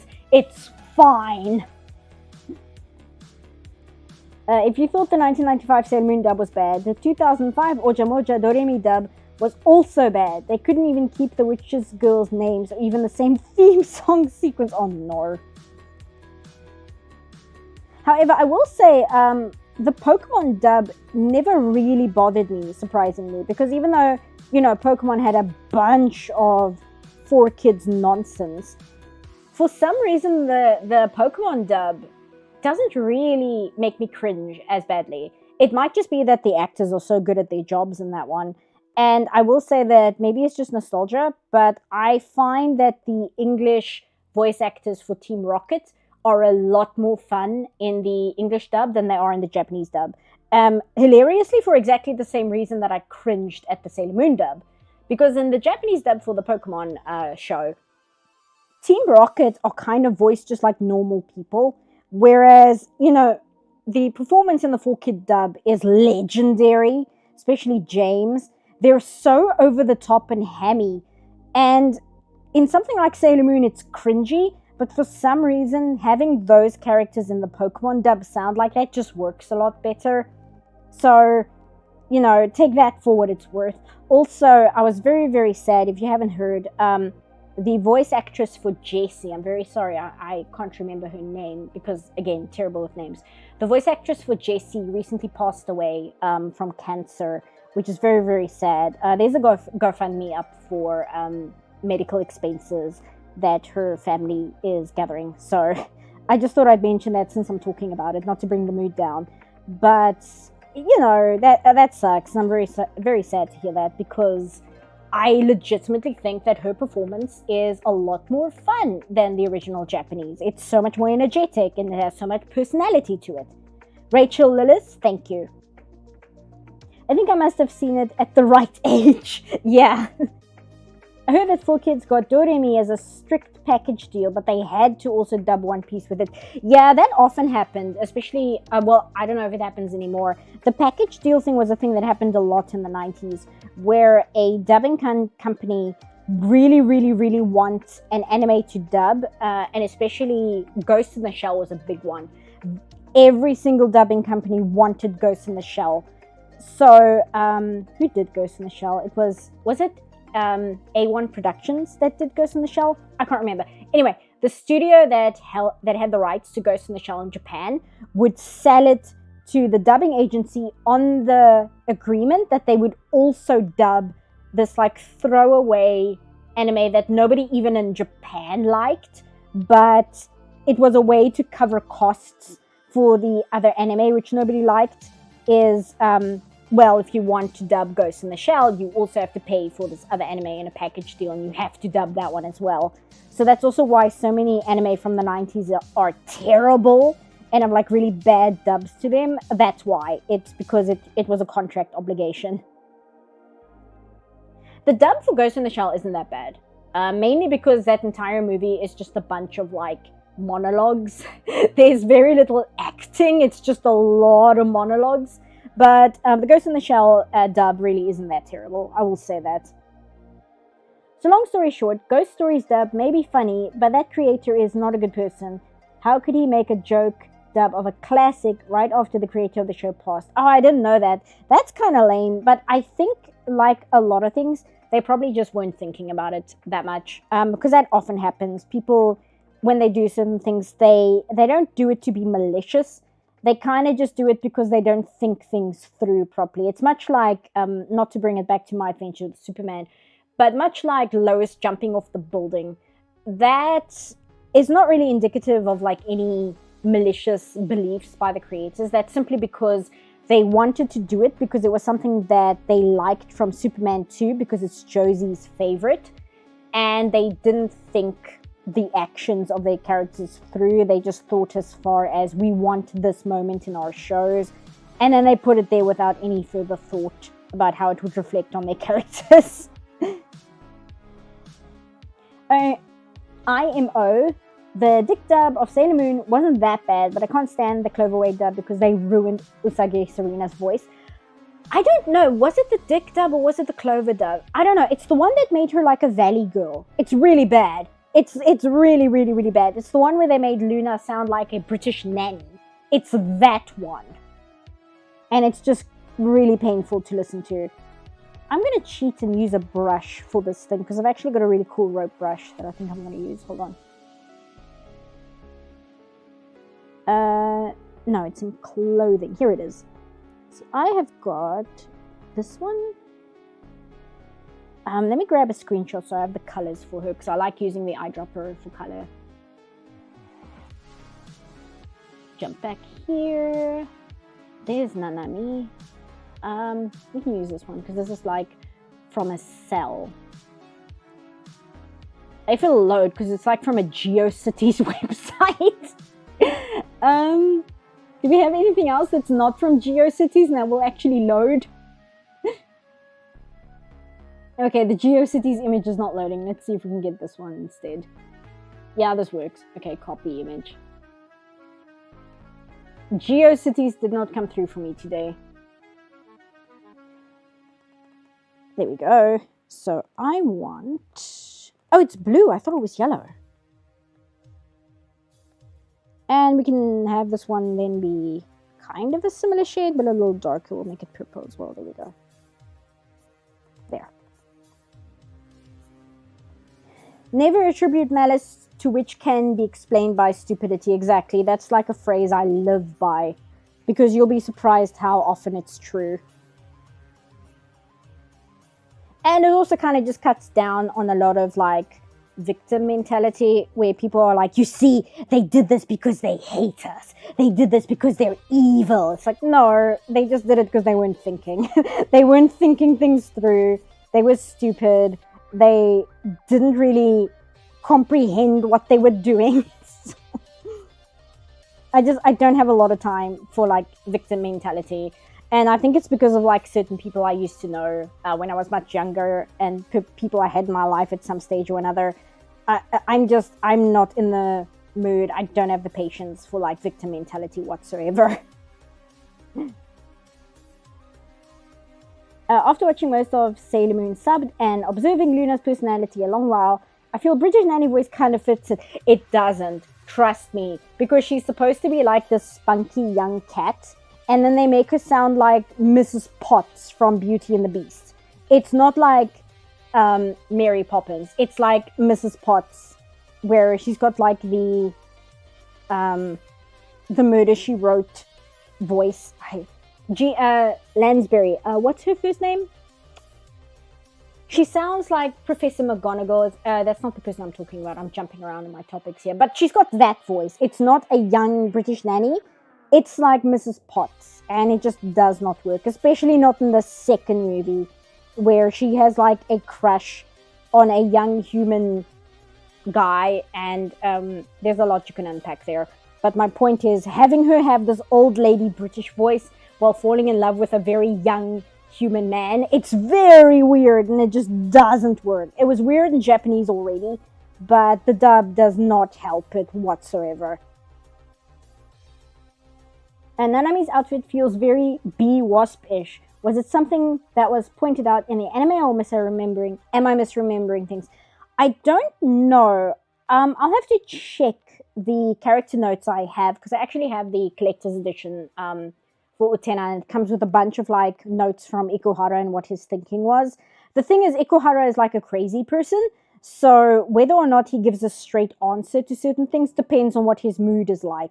Because they asked him in one interview, what's up with the Shadow Girls? And his answer was that the Shadow Girls are aliens that visited him when he was a child, and they came down from space and told him he would one day make an anime about girls revolutionizing the world, and then they left, and he didn't really understand what they meant, and then he made Utena. And that was his, like, official answer as to who the Shadow Girls are. So getting, like, a straight answer out of Ikuhara, it depends. So I'll see what he has to say, if he has anything to say about Nanami. If it's useful or not is another matter, however. Kind of based. Hey, Brian. I can't even picture Luna without the British nanny voice. Yeah, like I said, it's not that the voice itself bugs me, it's that it's at odds with who the character is. I'm trying to think, would the British nanny voice fit her in... No, it would not fit her in Pretty Guardian Sailor Moon, the live action one, because in that show, she has a human alternate... I always block out the fact that Sailor Luna exists. Because Sailor Luna in the live action Sailor Moon is like an 8-year-old girl. And I always forget that she exists. And then I whiplash myself when I remember that that's something that Luna does in the live action one. Oh, thank you so much for the super chat, Necromancer. YouTube is cutting off your full name. I'm just going to say Necromancer, if that's okay. Thank you. Howdy, amazing job on the Superman vid. It's been fascinating, considering it's the only review I found that is critical of it without bad anti-woke opinions. Please keep up the good work. Thank you so much. Yes, that's something I want to try and stick to quite strongly in my videos, is I want to talk about the quality of a piece without getting into like the whole... it's not even political. People say it's political, but it's not. The whole like, oh, it's woke. Oh, it's anti-woke. Oh, this is bad because of blah, blah, blah. And like just people getting super distracted by that conversation and not telling me whether the show itself is good or not, just as a piece of writing. And that's kind of what I really want to keep my focus on. I had the part in the new video where I talk about my theory. But even in that, I'm talking about it from the... I've received a new message. Thank you, Avina. I'm talking about it from the point of view of writing, and in terms of writing quality, where the whole activist side of it is just kind of something that informs the quality of the writing, rather than being like, you see, this was written by activists, that's why it's bad, which doesn't actually tell you anything. It does, but at the same time it doesn't, because it relies on you having like external knowledge as to why something made by activists would be bad. And it's just not a conversation that's particularly interesting to me, if that makes sense. I think it's interesting only as far as it affects the quality of the show or the movie. But in terms of like, oh, well, this is the nonsense that Disney's getting up to try and make money, and they're trying to appeal to this demographic, so they're including all these, the message thing in the show. Like, none of that is interesting to me, because I'm like, okay, but is the show good or not? That's what I want to know. Is the show good or not? So, even with My Adventure with Superman, the only part where that really came into play is things like the writers being so distracted by, oh, Lois Lane is Korean, so we really wanted to focus on her Korean heritage. And I'm like, how about you actually write a likable character first? Before you start going on about her heritage and representing it, how about you just write her as a character and focus on making her a person that the audience would like, instead of all this other stuff.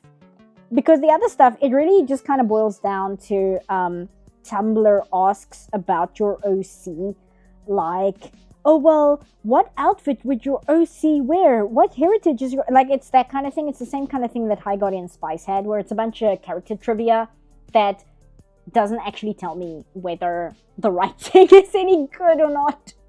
Oh, thank you so much for the super chat, Roland. Roland says, bad writing tends to violate fundamental principles of good writing, which have nothing to do with politics or diversity. Exactly. Thank you. Thanks, Sabina.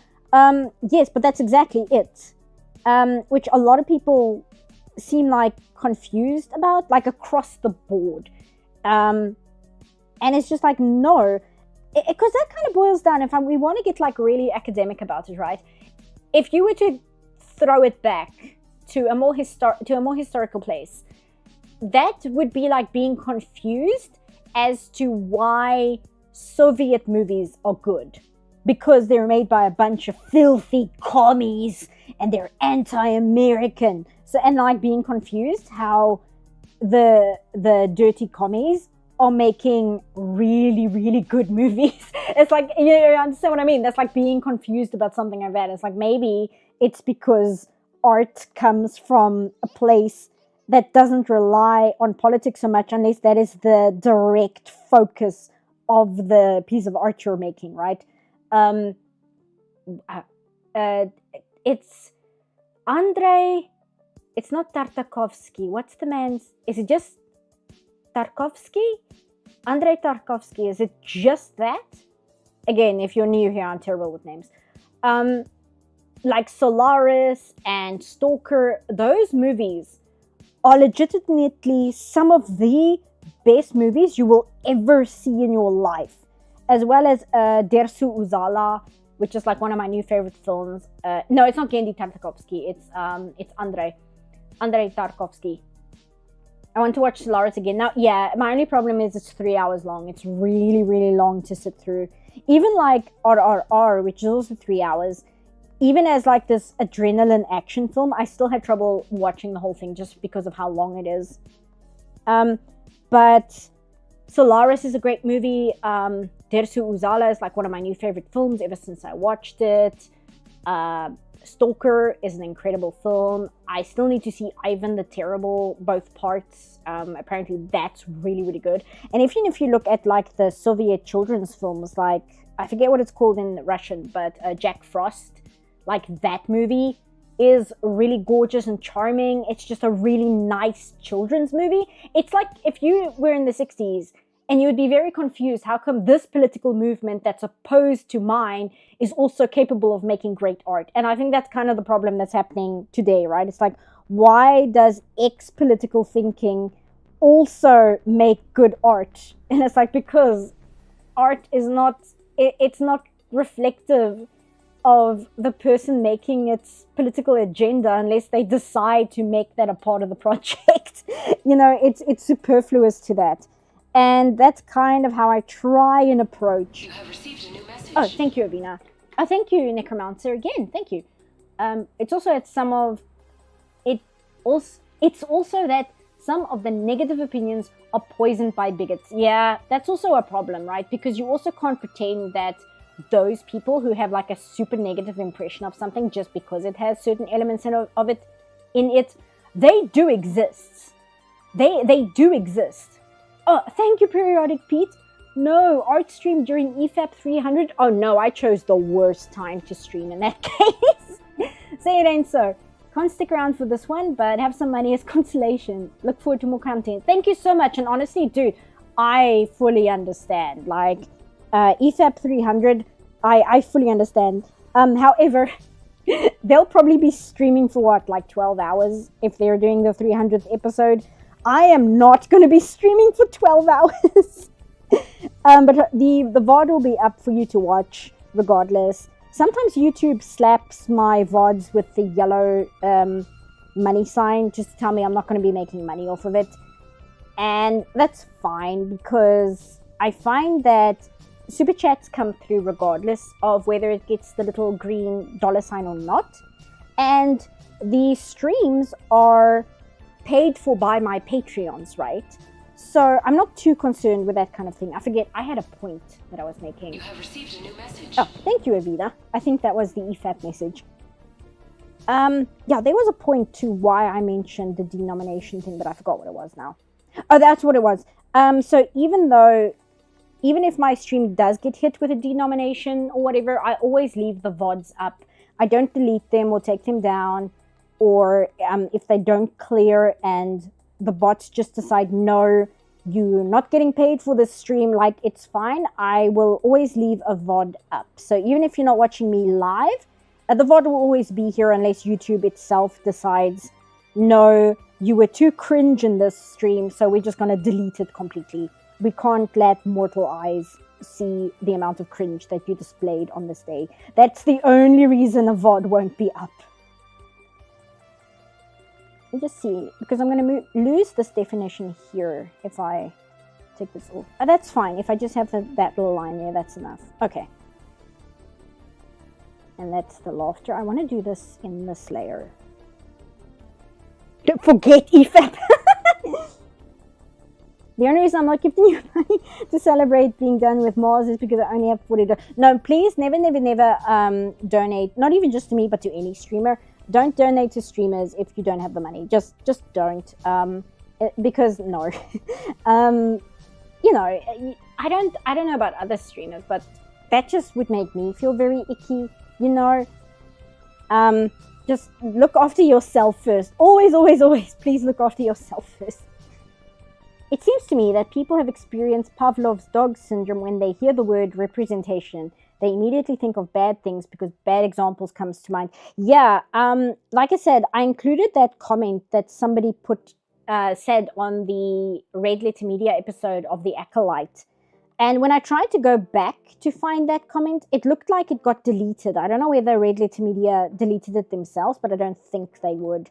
Or if the person who posted it deleted it, but I'm glad I screenshotted when I read it. The one that says that you can tell what was important to the creators by what they choose to talk about in interviews. Because I thought that was a very inspired way of thinking about it, because I think that's correct. If somebody in an interview is only talking about the representation and nothing else, I do think that's an indicator that the quality of the writing might not be to a high caliber. Because there was no real focus on the character. It was about pushing this agenda, which means that the writing most likely will suffer. It's similar to Nightlark, that book series that Crimson Rogue is covering, where he was saying if you look at interviews with the author, all she ever talks about is her struggle and how difficult it was for her to get her book published and how proud she is of her book getting published. She never mentions the characters by name. It took Crimson Rogue like 2 years to find an interview where she even says the main character's name, because he didn't know how to pronounce it, because she never says it in interviews. And I think that's also very telling as to what her priorities were when she was writing Nightlark. And I think that could also be applied to representation, as the person in the comment says, where if that's all that people are talking about, then that's not a good sign. But as I said, I don't think it's simply the presence of representation that makes something bad, because there are so many movies that came out way long ago, where before this whole representation thing was even on a big talking point, and they're just really legitimately good movies. I made a joke in the video that it would make Jurassic Park a bad movie because all the dinosaurs are trans, which is technically true. But The Birdcage is a really good movie. And what else? The first Lion King, if you want to push that far, is a really good movie because there is the very, very thinly veiled, Timon and Pumbaa thing. And The Little Mermaid, which is extremely overtly queer, is just a good movie. And even if you want to push it to more extremes, there are films that have come out in like the 70s and 80s, and especially the 90s, where being queer and such became a more tolerable thing to talk about in a movie or TV show. And they're good. They're just legitimately good. And it's because they're written well. It's got nothing to do with what the content is about. It's just a well-written show. It's a well-written movie. So that's what I'm saying. It's not the content itself that makes the movie or show bad. It's legitimately just the way it's written. Is it written well or isn't it?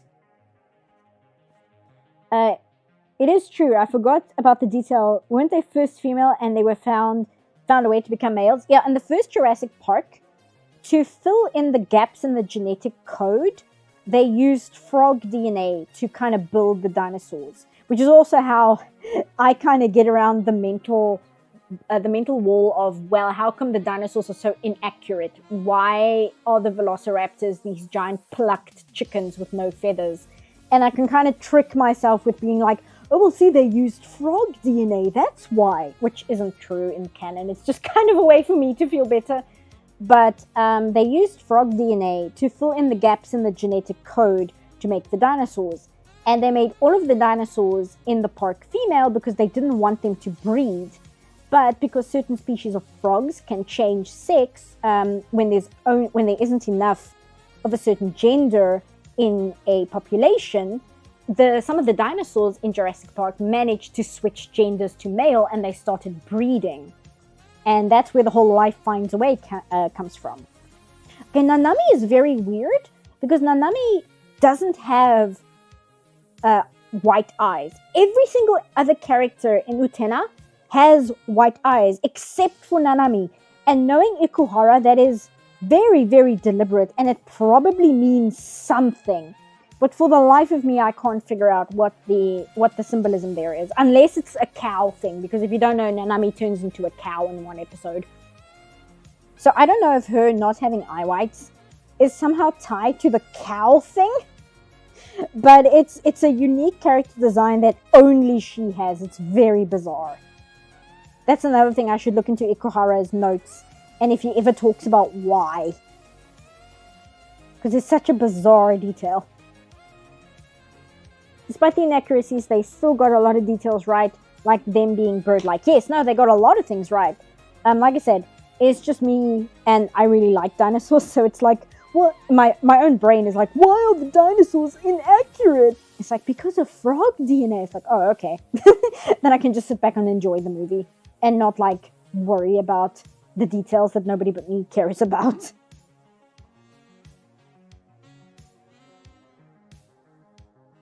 Do that.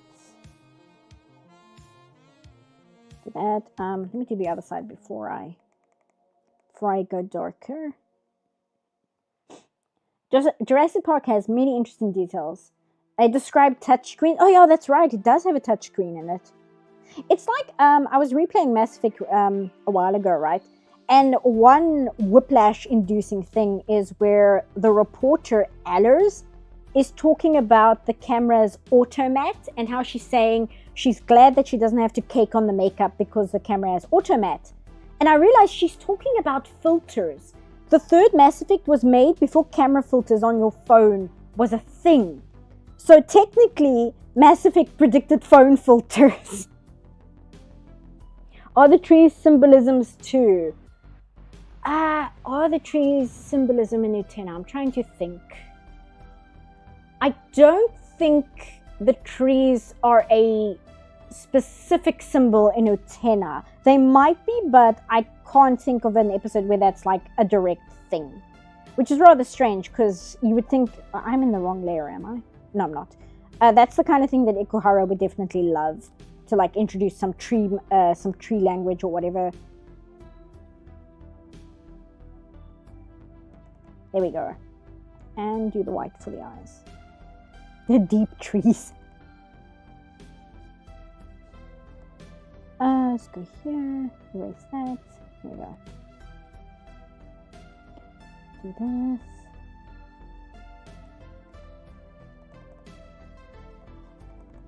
And do this.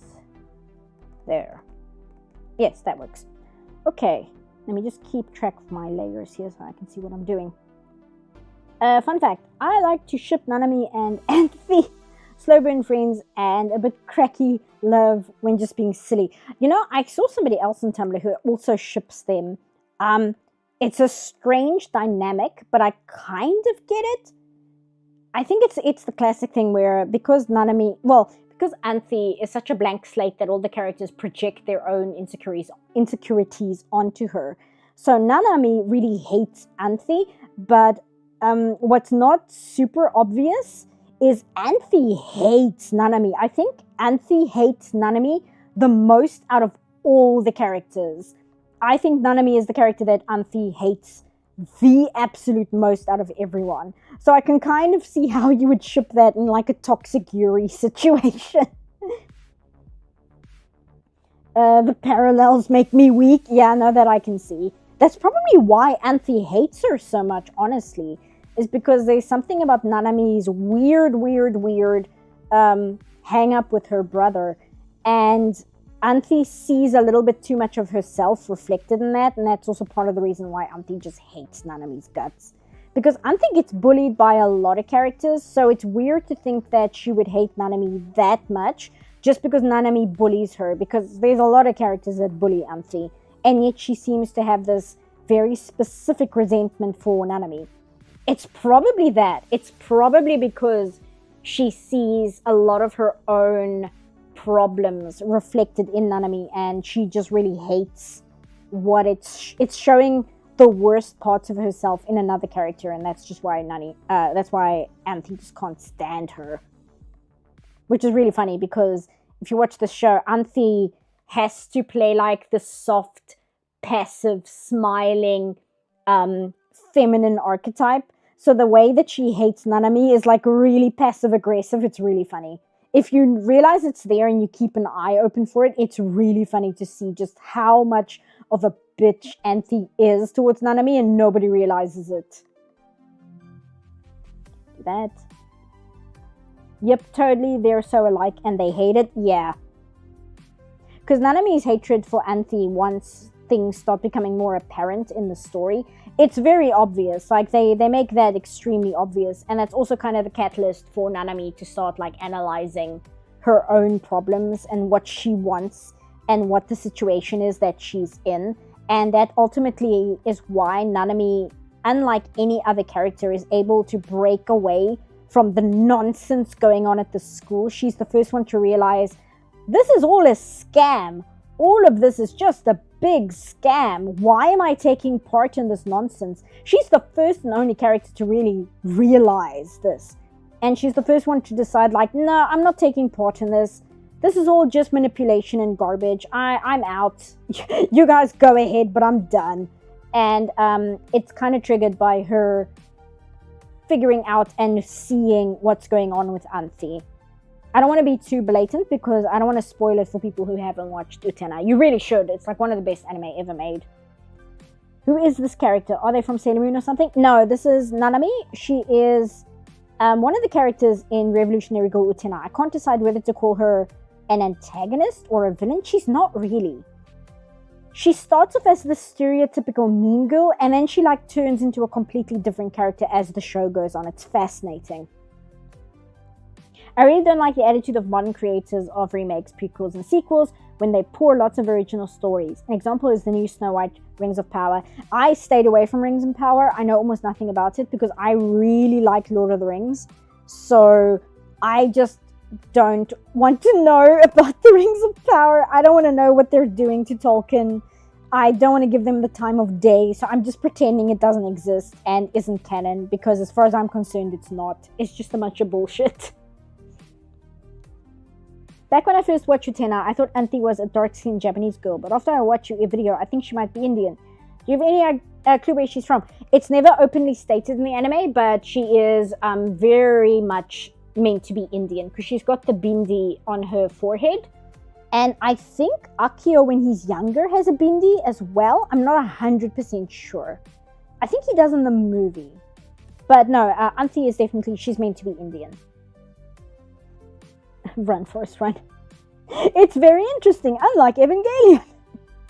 I need to sit down and properly finish Evangelion. I've seen a lot of it, but you know how it is with Evangelion. You get to a point and you're like, I'm gonna take a break. I'm gonna watch something else for a while I process all of this.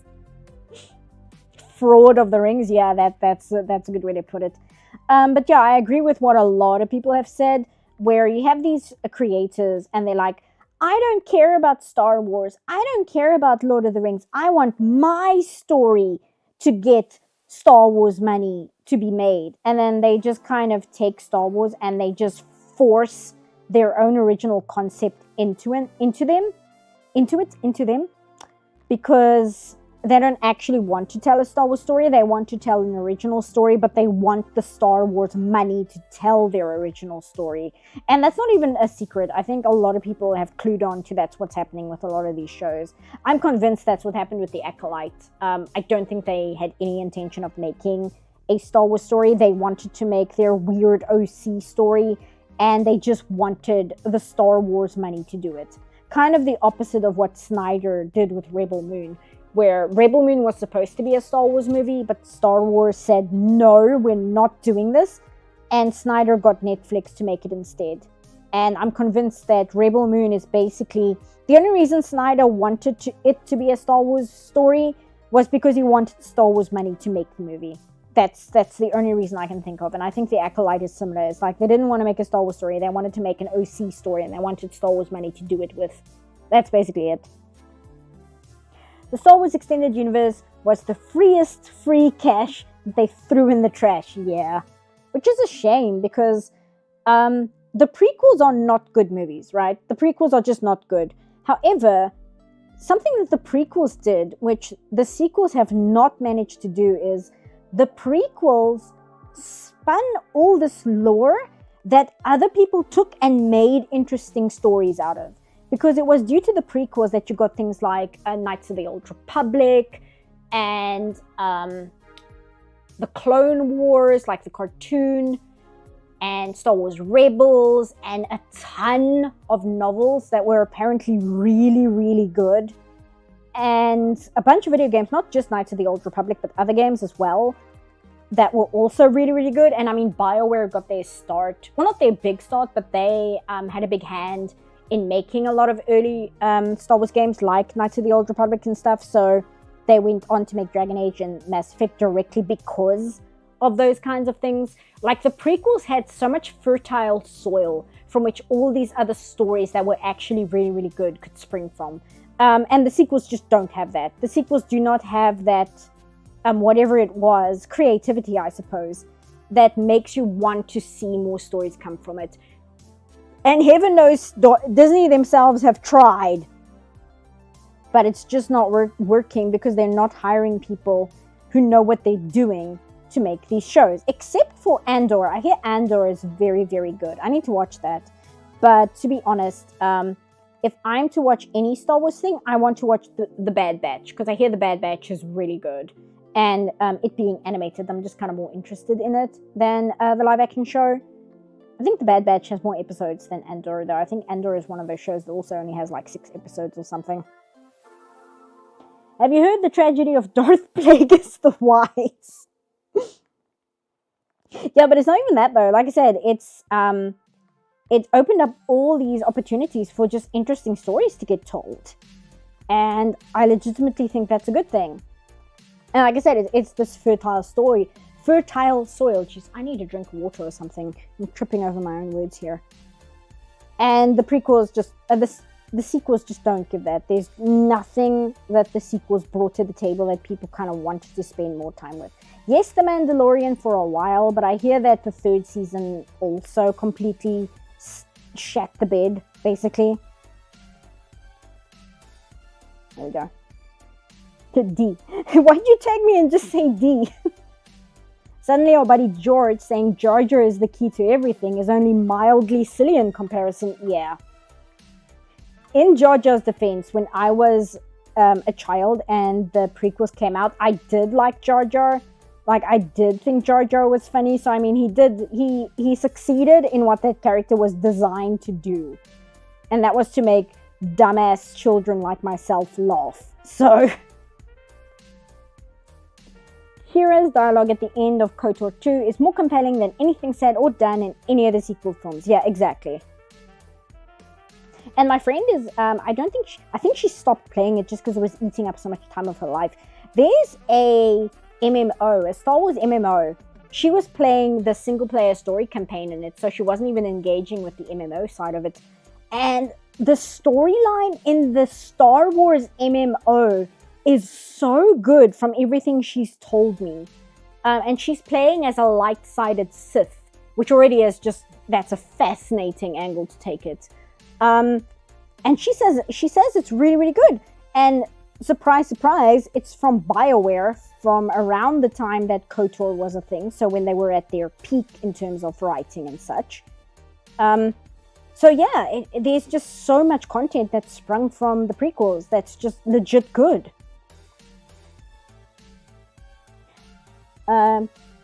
Tor hurts because it should have been KOTOR 3. Yeah. Thoughts on the Star Wars Holiday Special? Thoughts on the Star Wars Holiday Special? I have not seen The Rise of Skywalker. I have not seen What's the middle one? The Last Jedi. I've not seen The Last Jedi. I've not seen The Rise of Skywalker. I've not seen The Mandalorian. I've not seen Andor. I've not seen all of these shows. But you know what I have seen?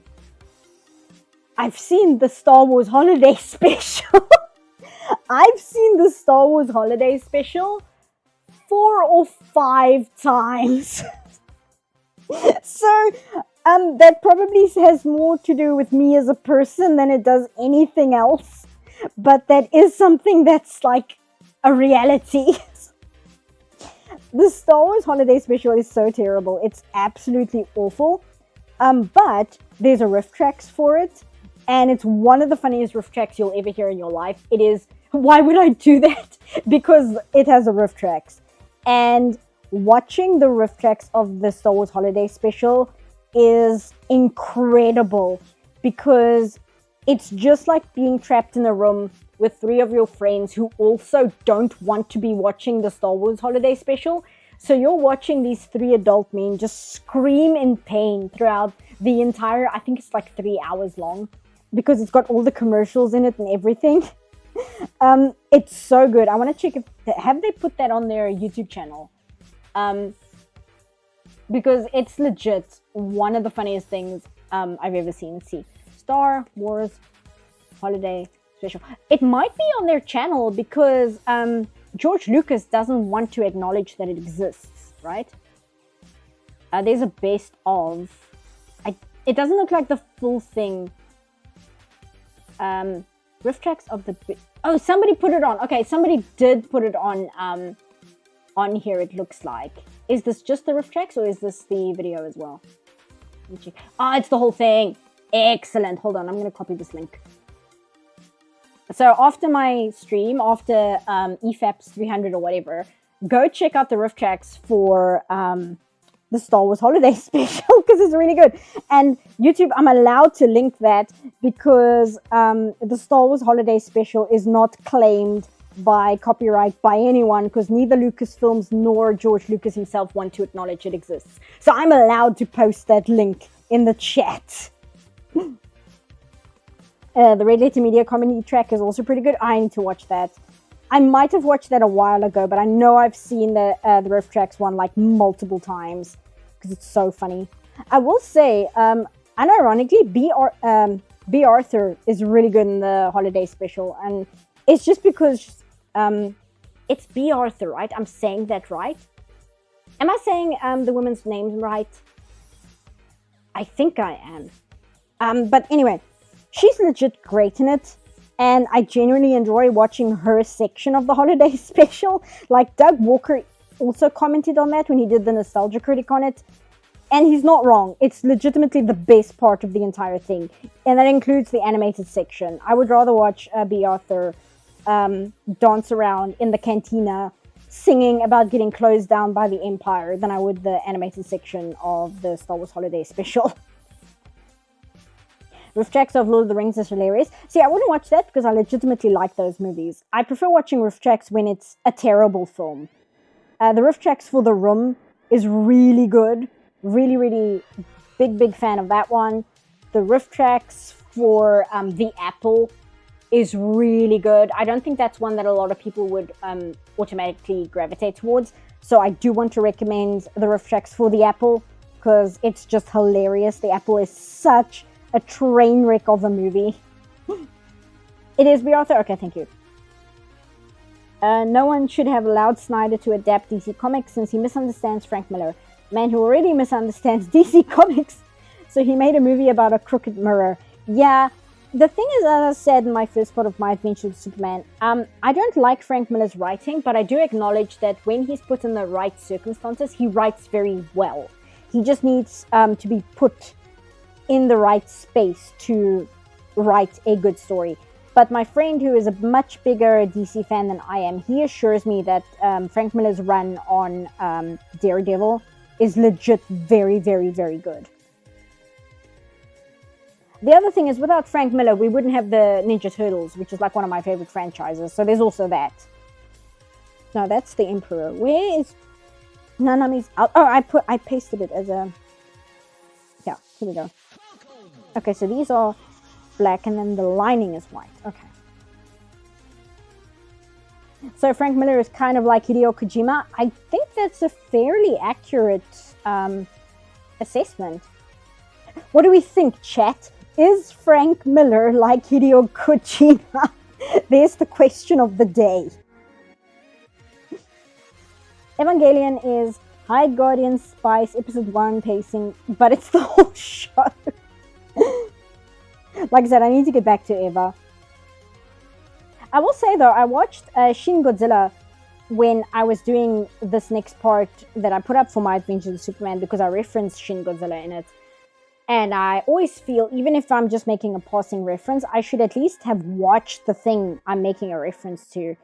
And so I ended up watching Shin Godzilla for the video, and I really liked it, I must say. Because it's directed by Anno, who did Evangelion, and he did Shin Ultraman, and he did... Oh, what else did he do? He did a bunch of stuff. I'm trying to remember his other heavyweight things. But anyway, he did Shin Godzilla, and I really, really liked Shin Godzilla a lot. Oh, I should probably save. Hold on. Have you seen the TMT's crossover with Batman? I have not, but I have seen its IMDb score, and I was blown away by how high it is. Apparently, the TMNT Meet Batman is really good. So I will definitely check that out because I really like the TMNT, and I'm not sure which version is in the Batman crossover. Is it their comic book version? I would guess so. I would guess it would be like the Mirage Turtles who would be crossing over with Batman. It wouldn't be the 80s Turtles, that wouldn't work.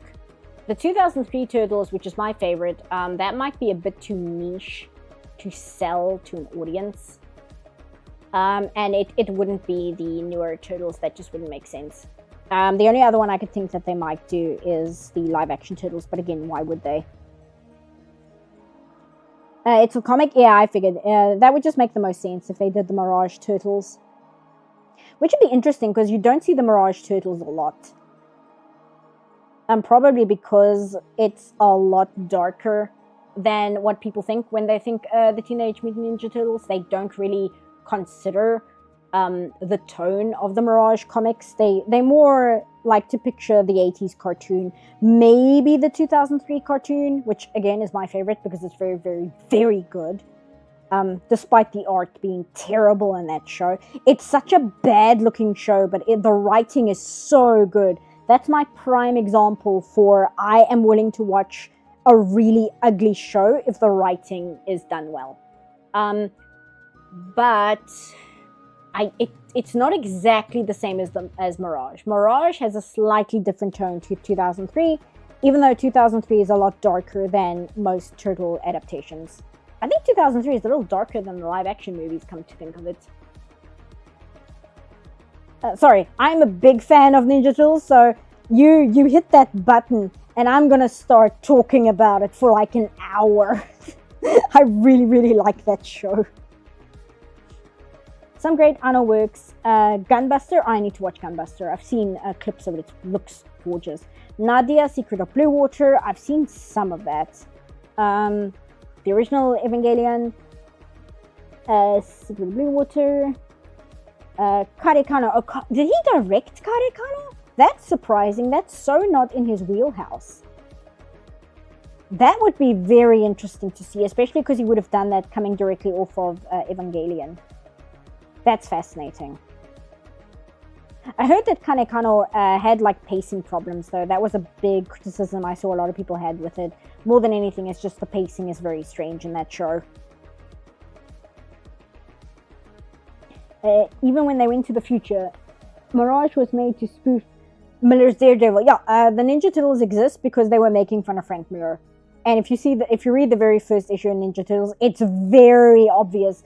They're making fun of Daredevil. They're making fun of Frank Miller's Ronin, especially.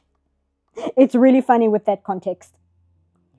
If you're at all into shonen, you might find Kinnikuman to be interesting because it's kind of like the missing link of the genre. I'm not super into shonen, I must say. I like some shonen, but I've never really had a shonen that I got super into. I'm trying to think. Is there a shonen that I'm like actually a big fan of. I don't know. I don't think there is.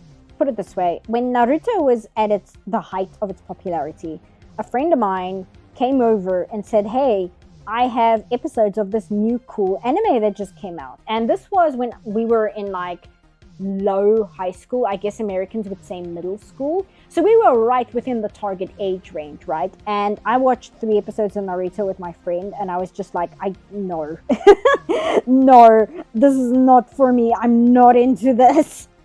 So that's the kind of person I am, where even at the exact right age grouping, I was like, no, no. Oh, thank you for the super chat, Indigo. Bet you after the Mars supercut, Super will stamp a skull on the side of her desk like an ace fighter pilot. 3 down, Hazbin Hotel is next. You know what? I probably should do that. That's legitimately a good idea. I'll put up like a piece of paper against my desk or something, and I'll get a stamp and I'll stamp down every single time I take down one of these like big shows. I had somebody in the comments be like, why do you review things that you dislike? And I don't know whether I replied to that comment with the reason, but basically, when I review things I don't like, it's a covert way for me to talk about things I... Thank you, Avina. It's a covert way for me to talk about things I do like. It's just a trick. I'm tricking all of you into watching a critical review so that I can talk about these movies and things that I really enjoy instead of making a video on them. Because I mean, like, that's like why I bring up things like the 1931 M movie from Germany, and why I bring up things like Godzilla -1, because I really like that. It's all like these critical reviews are just ways for me to talk about these things I like, because it's fun. How dare you? I know, right? I've been leading you on all this time. I mean, in what other video am I going to talk about like romancing the emperor? Like, really? I'm not going to sit here and make a 2003 AMV set to what was like Bring Me to Life. That was the big one, right? In like 2004, 2003. That was the one that every single AMV was. It was Bring Me to Life. That and In the End by Linkin Park. Those were the 2 big ones. The only reason I read the Katakane manga is to finish the story of the anime. It's one of those. Okay, I gotcha. I just don't want to see it though, just for the animation. It's like I've seen parts of Mahoromatic. Even though it's an ecchi, which is not my genre at all, I do still kind of want to watch more of it, simply because it's got the Gainax guys doing the animation, and that show looks gorgeous. The animation is so much fun to watch, just the way everything moves. So even though it's like, I guess it's the opposite of the Ninja Turtles thing, where if the anime is pretty enough, there's a possibility I might sit through the story if it can hold my attention to a certain degree. Because like ecchi isn't my thing, but I am kind of intrigued by the story of like this military robot taking care of this boy whose father she murdered and he doesn't know it. That's kind of a good hook. But mainly it's the animation that caught my eye, because the animation in Mahoromatic is just really, really good to look at. We've been bamboozled! I saw that comment. Fans always want people to stop criticizing the show they like for some reason. Yeah, I actually felt bad for engaging with that comment, because I don't legitimately don't want to argue with people in the comments. I don't put that much stock into it. But I saw them reply with like an actual topic of conversation that I felt might be interesting to talk about. But as I was talking more to the person, it became very clear that they weren't really super interested in having the discussion. They were just kind of angry at me for being quote-unquote negative. And I felt silly afterwards, because I was like, now it's going to look like I'm arguing with people in the comments, and that's just very cringe of me. Like, don't do that. It just makes me look bad. So I was a little like, it makes me kind of look like the idiot here. But, you know, that happens. I sometimes get people on my older videos as well, and they say stuff. I don't remember any of it right now, but it's things like, why this, why that, etc. La la la. And I just ignore it for the most part. Unless I think like there's something to talk about, and I want to talk about it, because I do like talking about this kind of thing. But, yeah, that was one of them where I was like, this just kind of makes me look stupid for engaging. CPUF, even though I tend to avoid Has-Been Hotel / Hello the Boss criticism vids, I think I might be willing to watch yours because you don't seem to punch down or use bad faith. Oh, thank you. Like, legit, I don't know if I'll like Has-Been Hotel or not.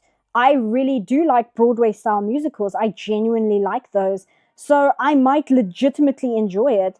I just think that Has-Been Hotel, unlike a lot of other shows, is interesting to talk about regardless because of the unique circumstance in that it exists, if that makes sense. Like, it's this indie project that got picked up for mass distribution. And from what I have heard, it suffered some pacing problems as a result. Once again, because they weren't allowed a full season. They were only allowed like 8 episodes, which is horrifically short.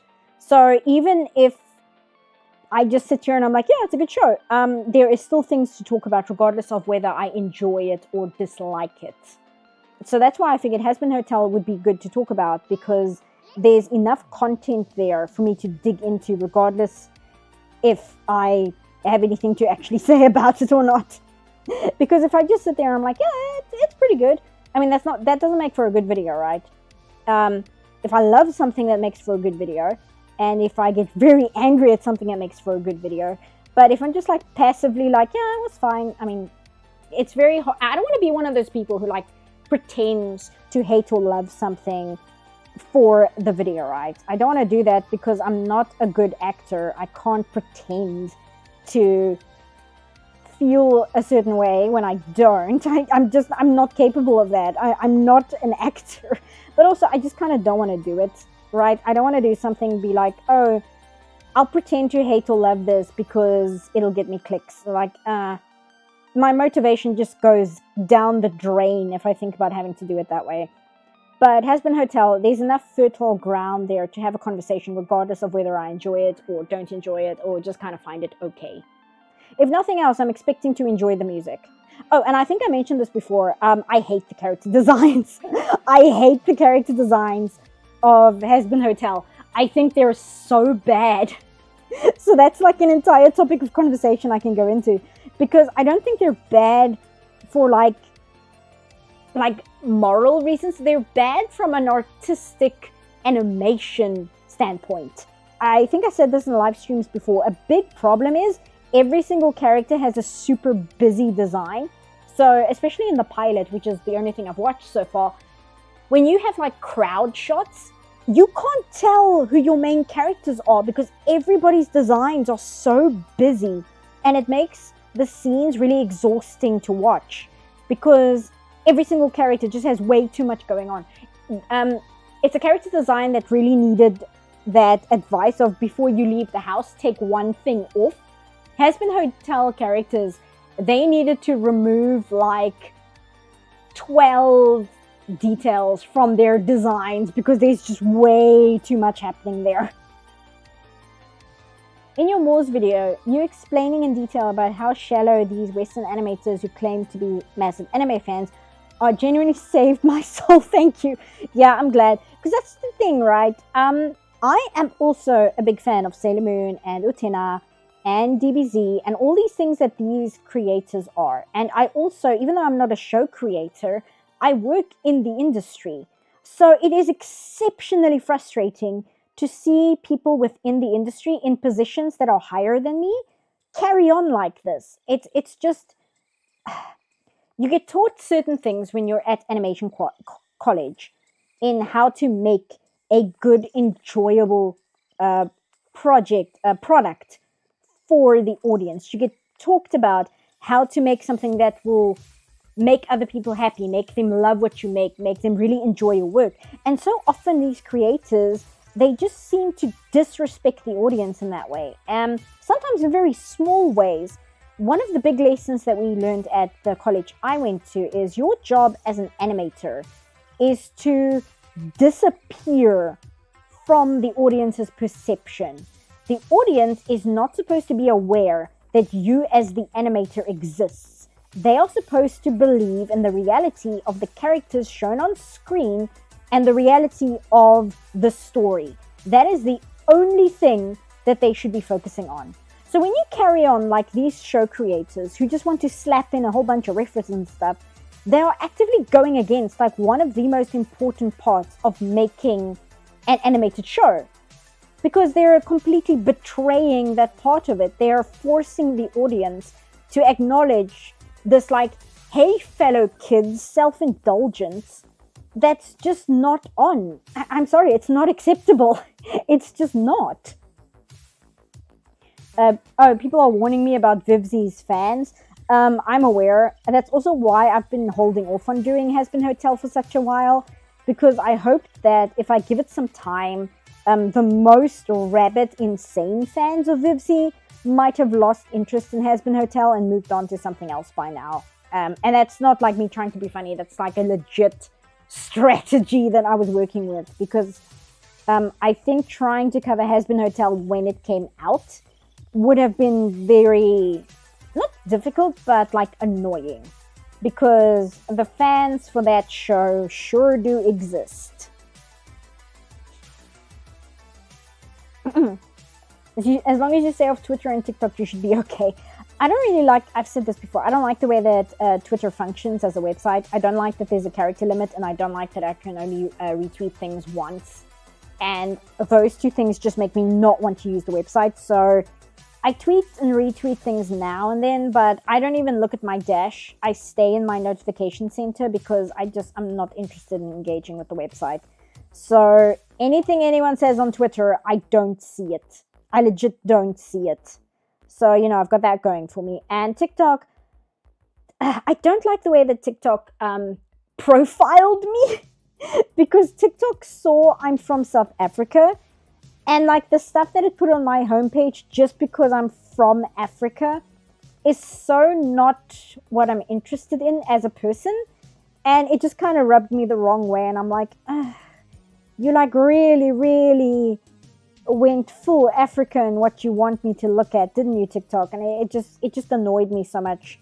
And it doesn't matter like what kind of videos I hit like on, it doesn't matter what kind of videos I watch, TikTok wants me to look at the super Africa coded stuff, and I'm like, I'm not interested. This is not the kind of thing I'm interested in. And TikTok just can't get it through its head, so I just don't use it for that reason. I also sometimes like to pretend that Twitter doesn't exist. But yeah, so if that's where Vivzi's fans are located, you know, whatever. Carry on, my wayward son, it's fine. Does she get shading on her eyes? I don't know if she gets shading on her eyes, actually. I think that might look too weird, so I'm not going to shade, like, within her eyes there. I'm not going to do, like, full shading. I just like doing shading on the skin, because it just makes the skin look a little bit less plasticky than just leaving it a solid color. And it's coming... Oh, here we go. Sorry, let me just scroll up. I saw people tagging me. What do you think of SSS Grindman anime? I was very surprised when I realized that this was a veiled adaptation of a comic book about a parallel universe of Transformers. I haven't watched it, but I've seen like clips and things of it, and I think that the way that the anime is done is very interesting, because they made the kaiju in that anime literally look like dudes in suits, even though they were using 3D animation, so they could have made these kaiju as realistic as they wanted. They instead went for, we are going to animate and design them as if they are still men wearing rubber suits. And I kind of really love that dedication to the theme. I think that's fantastic. But that's the only thing I really know about it. I'm also just going to get some shading on the yellow, because yellow is one of those colors that's a lot. I know. You can hear my voice going out. It's getting all like croaky. Do this. I don't try to visit the social media very often. Yeah, it's for the best. I mainly stay on Tumblr. That's just where I just enjoy spending my time. And I'm very, very strict with what blogs I follow and how I curate my dash and things like that. And even then, like, I've been playing Baldur's Gate 3 a lot, And when I start getting like bitchy on Tumblr, and it's usually if I see a lot of people complaining about the same thing and I just get annoyed about it, I'm like, okay, I'm going to go play Baldur's Gate now. And then I do that for 6 hours instead. Tumblr, my love. SSS Grinman is a follow-up to a live-action series, and sadly all the official releases of that old series have very bad AI translated subs. Oh, that sucks. But yeah, I like the concept of it. I think that's very funny in a way. That's the kind of humor that makes me laugh. It's just the fact like, oh, let's make all the monsters look exactly like old school kaiju. It's very funny. Do this. I like doing this. There we go. And okay, I know I said, do I have to put some shading on the yellow?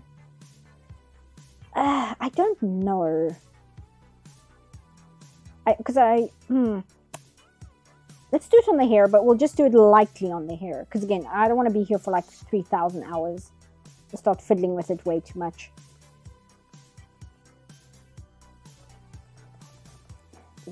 And now I'm intrigued. Was it the usual South African TikTok content? Yeah. Was it? Yeah, it's the usual. It's often in one of the languages I don't speak. So it'll be in Zulu or Xhosa or Tswana or Pedi or any of these languages. And much like, I think, American TikTok, it's a lot of people talking at the camera and things like that. And it's, as you can imagine, that's very frustrating. And it's the side of South African culture which A, I can't speak, and B, I'm not involved when it's not who I am. And you know, it's just not reflective of my tastes and things like that. And TikTok is just like convinced, no matter what I watch or what I do, that that's the content it wants pushed towards me. And it's just frustrating. There we go. Oh, thank you for the super chat, Mr. Bender. Thank you so much. You had the big super chat earlier. Thank you so much.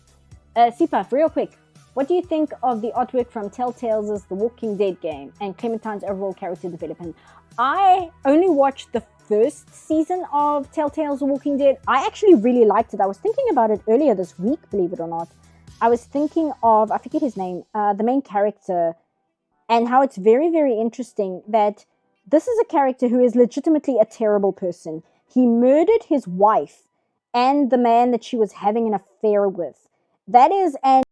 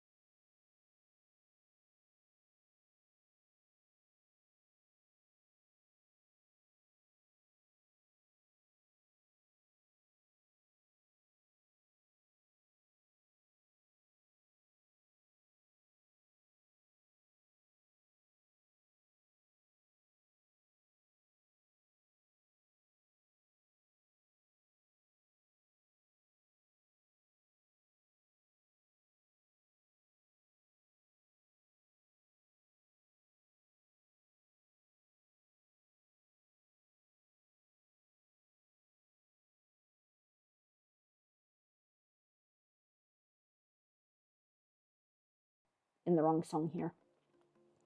The original Gridman actually got a decent English adaptation in the form of Superhuman Samurai Cyber Squad. That was made in the 2000s, I can tell just by the title. Do this. Alright, and as for the art style, I actually quite like the style of the first season of The Walking Dead game, because even though it was made quite a while ago now, it still looks good because it has a very stylized look. It didn't try to go for realistic. It tried to emulate the comic, and it just means that the game still has that unique look to it, whereas a lot of other games from that time period, they look that horrible gunmetal gray and like brown is realistic, like that whole thing. It's got that going on. But the Telltale Walking Dead doesn't have that problem, which is very interesting to me. Oh, Mr. Bender, please. Thank you. Wow, Supershow has everything. Jurassic Park, Ninja Turtles, Star Wars, and Telltale's The Walking Dead game. Thank you, man. I genuinely appreciate it, man. Thank you very much. Looking at what you're doing here, and even by your high standards, this art is satisfying. Thank you. It helps that I was drawing the Emperor for like the past 2 days. So I've been doing a lot of like actual drawing and not being rusty. And it actually helps, believe it or not, if you sit and draw for a while and just do some problem solving and how to draw something. When you then have to draw something on stream, it actually goes a lot smoother to be warmed up. Who would have thought? It's a shocking revelation, I'm sure. It's You have received a new message. Thank you, Utena. See, this one, no, that's more for like a straight hair. Yeah, no, not that one. I think this one doesn't really work either. I think that's also more for straight hair. But this one.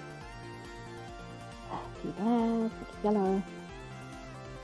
No. This is this my go-to? There's one hair shine I almost always use just because, it's this one. This one tends to work for like all textures of hair. Yeah, see, it works. It's good. I use this for almost everything when it comes to like hair highlights. Let's do that. Yeah, that works. I think I am going to put some yellow shading, but just very, very slight. Again, I'm not going to go overboard with it. I think it's cool that you've managed to develop your own unique art style, just like all the great manga artists. Thank you. My friend once said to me,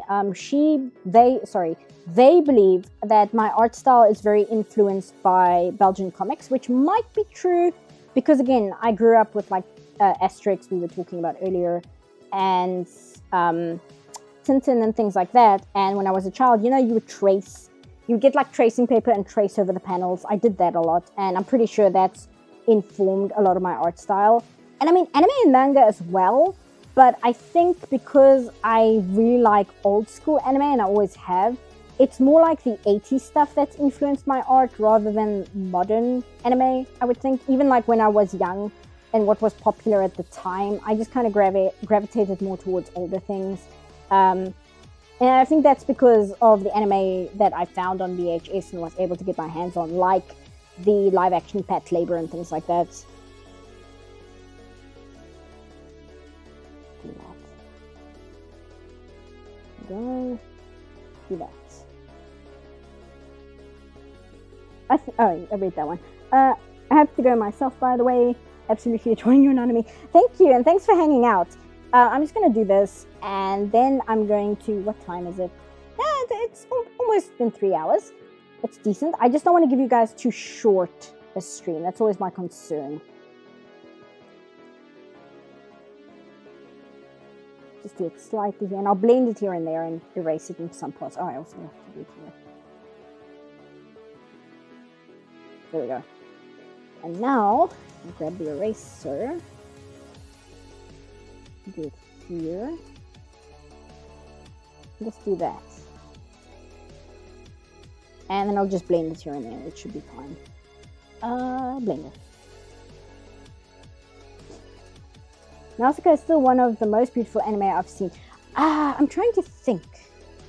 Because I really like Nausicaa, but I'm trying to think if it's like the most gorgeous anime I've seen. Oh, no, you know what is? Even though I didn't like it very much, I do think it's probably the best looking anime I've ever seen, is Angel's Egg. I don't think it's a very good anime, but in terms of visuals, I think it's one of the most visually stunning things I've ever seen. Yeah, that would probably be my pick, is Angel's Egg. Anime itself is okay. I feel that it kind of struck me as something Kojima would make, but it feels like Mamoru Oshii was just kind of working through some religious trauma of his, and Angel's Egg was kind of just a therapy session that he made into a movie. It's kind of the vibe I got from it. But it's gorgeous though, it's really, really good looking. And I think that's it. Let's just color these. Oh, you know what we'll do? We'll do this. Let's grab this screenshot over here. I saw it earlier. Yes, here it is. Go here, go here, and paste. There we go. And then for the background, we'll do this. So we'll grab this pink. Then we'll grab this. And we'll use the gradients. Kind of do that. And we'll use a textured brush. So we'll grab this pink here. See what brushes do I have. Oh, also I wanted to ask. I've put the mic on the opposite side of my shirt. And somebody said last time that every single time I laughed or something, I would breathe on the mic and it would cause some feedback issues. Has that been happening this stream or has it been okay? Because I tried to put it in the spot where it wasn't doing that and I just kind of want to double check whether it actually worked or not. While it's stunning, I will say I've always loved the way Madoka Magica mixes art styles, especially with the witches. Madoka Magica actually looks really good. I was watching somebody blind react to it on YouTube.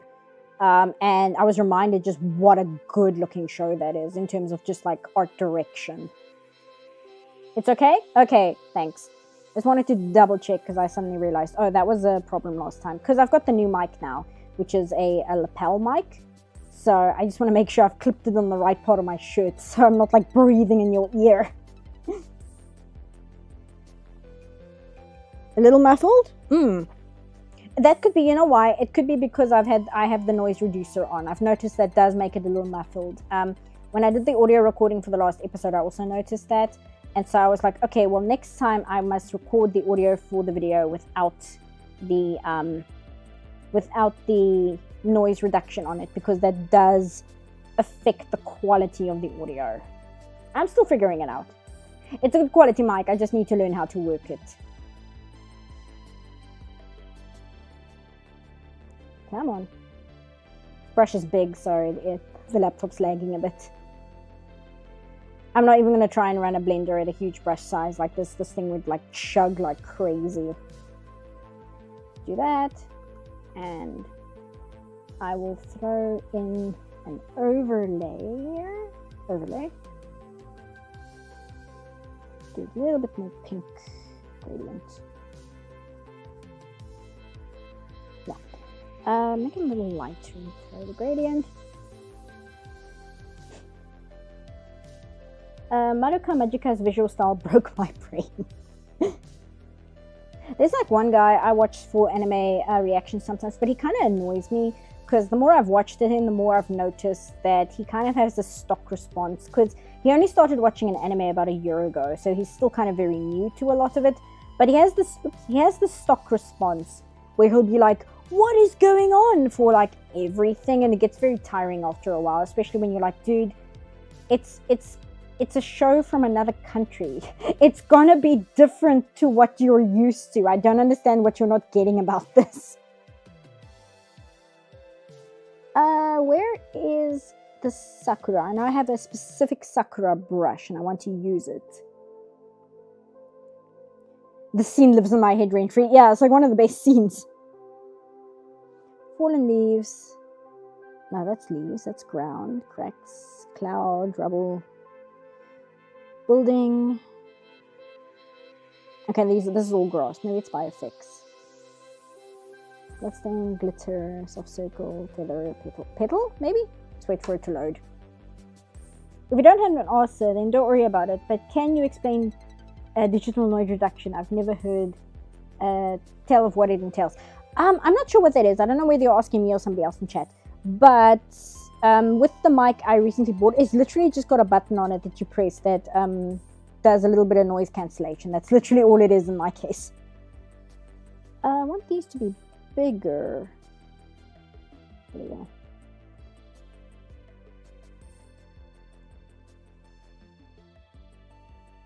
Oh, thank you for the super chat. Oh, Emo. Oh, and Yen. I'm curious, how the heck do you know about Kuga? Kamen Rider or Tokusatsu in general is really niche outside of Asia. How did I... Oh, you know what it was? I was already semi-aware of Tokusatsu. I forget how I learned about Tokusatsu. I think it happened such a long time ago that I've just forgotten. It's just kind of one of those things you pick up and you just know about. But Kamen Rider Kuga, I was browsing Tumblr one day because I wanted something to compare my adventures with Superman with in terms of a superhero show. I didn't really end up using it, but a superhero show which didn't follow the normal... You have received a new message. Thank you, Avina. That didn't follow the normal DC story structure. So I thought, well, maybe looking at Tokusatsu shows would be a good way to contrast and compare. So then I was like, okay, well, which Tokusatsu shows should I watch? And I found somebody on Tumblr who made like a document that's like where to start with Tokusatsu, and then just listed the series that they think are good starting points. And for Kamen Rider Kuga, literally all they said was, this one is my favorite. And it's about positivity and trying to be the best person that you can be with the abilities you have. And I was like, that sounds good. And then I started watching it. That's how I got onto it. But I can't remember how I got like onto Tokusatsu in the first place. It must have been something connected to something else, because that's usually how I get into things. Because I'm a big fan of the comic books Usagi Yojimbo, and the only reason I got into Usagi Yojimbo is because it had a crossover with Ninja Turtles. So I think with Tokusatsu, it was something I already liked. Oh, you know what it was? Before I even watched Pretty Guardian Sailor Moon, I was reading interviews with Naoko Takeuchi, and she was saying that she took a lot of inspiration for Sailor Moon from Tokusatsu shows. That's how I got into Tokusatsu, is specifically because of Naoko Takeuchi talking about her inspirations. So that's how that happened.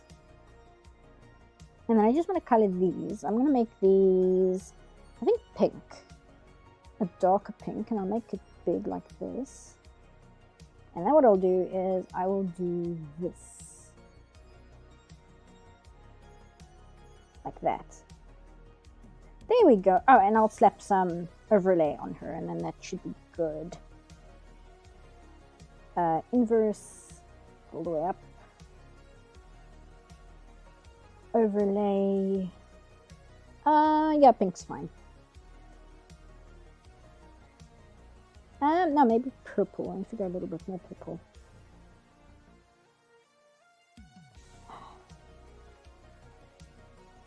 Yeah, there we go. And then if we just do a little bit of pink up here, like that. Yes, there we go. And then we'll go to the solids, and we will give her a line as well. But I think I'm not going to have it be white. I think I must have it like that. There we go. And there we have it. Let me just fill the screen. And hit save. If anyone else is drawing, please save. There we go. I'm going to full screen this, and then I'll jump into chat, and we can... Oh, and it's exactly 11 o'clock. How's that? And I'll jump into chat, and we'll talk a bit for about like 10 minutes or so, then I'll say goodnight for the evening. I'm just going to turn off my tablet, so this is you. This is me, not you. No, this is you, not me. It's your computer, it's not mine. And go to chat. There we go. Did you know that Albert Uderzo, the artist of Asterix and Obelix, was colorblind? I did not know that. That's really interesting. I'll have to look more into that. I think I've got like one of their special issues where it has a bunch of like things that Uderzo and who's the other man? Don't tell me. I do know the man's name. Goscinny and Uderzo, they put together a special issue of Asterix where they had a lot of like their notes. One part of the notes that I found hilarious is there's a whole section from like the 60s and 70s. You have received a new message. Oh, thank you, Avina. Let me just finish my thought. They had a whole thing where people would send them letters in the 60s and 70s telling them, you should do Asterix more like this. You should do Asterix more like that. And they would like make small singular panels like just showing why what people wanted them to do would not work. It's really funny. It's super passive aggressive and it's really, really hilarious. Thank you, Indigo, for the super chat. In My Adventure with Superman, Clark and Kara had the best written, healthiest relationship in the show. Guess I'm a pro shipper now. Oh, hi, Nanami. Didn't see you there. That's a hell of a super chat. Yeah, with season 2, I don't know. You know what's interesting? I was thinking about this. As I've mentioned a few times, somebody in my comments told me to check out the anime Brigadoon, and I really liked it. It has been a day, and I've watched 7 episodes. Now, imagine this. I'm watching My Adventure with Superman, which the entire season is just 10 episodes, right? And every single time I had to watch like another episode, it was a slog. And I was like, oh, okay, well, let's watch the next episode. You know, that feeling. And it also impacted like how quickly I got through the show, just because going to the next episode was a slog. And then I watched one episode of the animated Superman show, the one with Livewire, because I wanted to use a clip of it in the actual video. And watching one episode of the animated Superman cartoon from the 90s made me go, man, I want to see another episode of this. This was so cool. I really want to check out Justice League Unlimited. I really want to check that out because I watched one episode of that too, and that looked so cool. I liked that so much. And I just think that's very indicative of the shows themselves, right? Where with My Adventure with Superman, it's only 10 episodes, but it was really like drawn out having to watch those 10 episodes. Whereas something like Brigadoon, I started watching it yesterday and I have watched 7 episodes, just like one after the other, because it's like really, really entertaining. And I really like the characters and I really like the animation and I like the writing. And like I said, and like the 90s superhero cartoons as well. It's just fun to sit and watch them. Even if it's one episode, you're like, man, I want to watch another one. This is so cool. Whereas My Adventure with Superman, it just does not have that effect on me. Where I'm like, do I have to watch another one? So when it comes to like the second season of My Adventure with Superman, I don't know if I will cover it. Like I said, I have too many other things I want to cover now. And because I'm not planning to cover it anytime soon, if I ever do, I just don't have any desire to watch the second season. So I don't even know whether I will ever have an opinion on Kara in this show or Superboy, because guess what, guys? They're introducing Superboy in season 3. I just don't know whether I'll ever have an opinion on her because I would have to sit and watch season 2. And the first season just was not enjoyable enough for me to do that. And the thought of watching season 2, it's not like painful or anything. It just makes me tired. It makes me tired to think like, there's like 10 more episodes in the second season. I guess I can sit and watch them. Oh geez, do I have time? Do I have time to watch like 10 episodes? If I cut them into like 2 days, I can watch like 5 episodes the first day and 5 episodes the next day. Maybe I can do it that way. If it's very bad, I guess I can do 2, and maybe it'll take me like a week, perhaps a little under a week. You know, you start like bargaining like that versus like a show I'm enjoying. And it's like bam, bam, bam, one episode after the other. And it's just, you're having so much fun. And I don't think there's like a better way of at least my experience with My Adventure with Superman is just like my reluctance to watch more of it. I'm just not in the mood to watch more of it. I don't want to. I don't want to watch more of it. It's not even a terrible show. I said this at the end. It's not like a good show, but it's not terrible, but I don't want to watch it. Oh man. So yeah, whatever. They can, sure. Kara, she's flippin' what? She's Android 18 outfit, blushing romance with Jimmy where nothing of substance happens. There's a scene I saw while I was gathering footage of Lois and Clark getting in whatever misunderstanding argument and her running away in tears, and just seeing the clips, I'm like, no. Stop. I don't want to. So no, I'm watching Brigadoon instead. I'm watching Brigadoon. I'm watching the documentary on Robert Johnson on Netflix. It was far more interesting. I'm trying to watch Lagan, the movie, but it's 3 hours and 40 minutes long, so I haven't gotten far into it.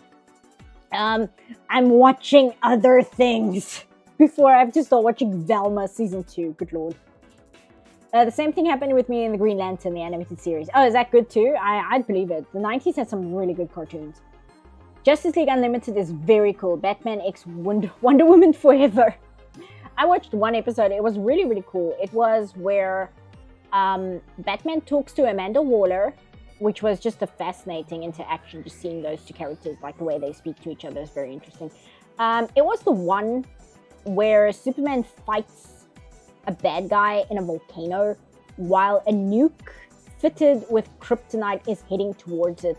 And it's really interesting because like Superman is dealing with this bad guy who's been designed to hate him and has like all these powers to counteract Superman.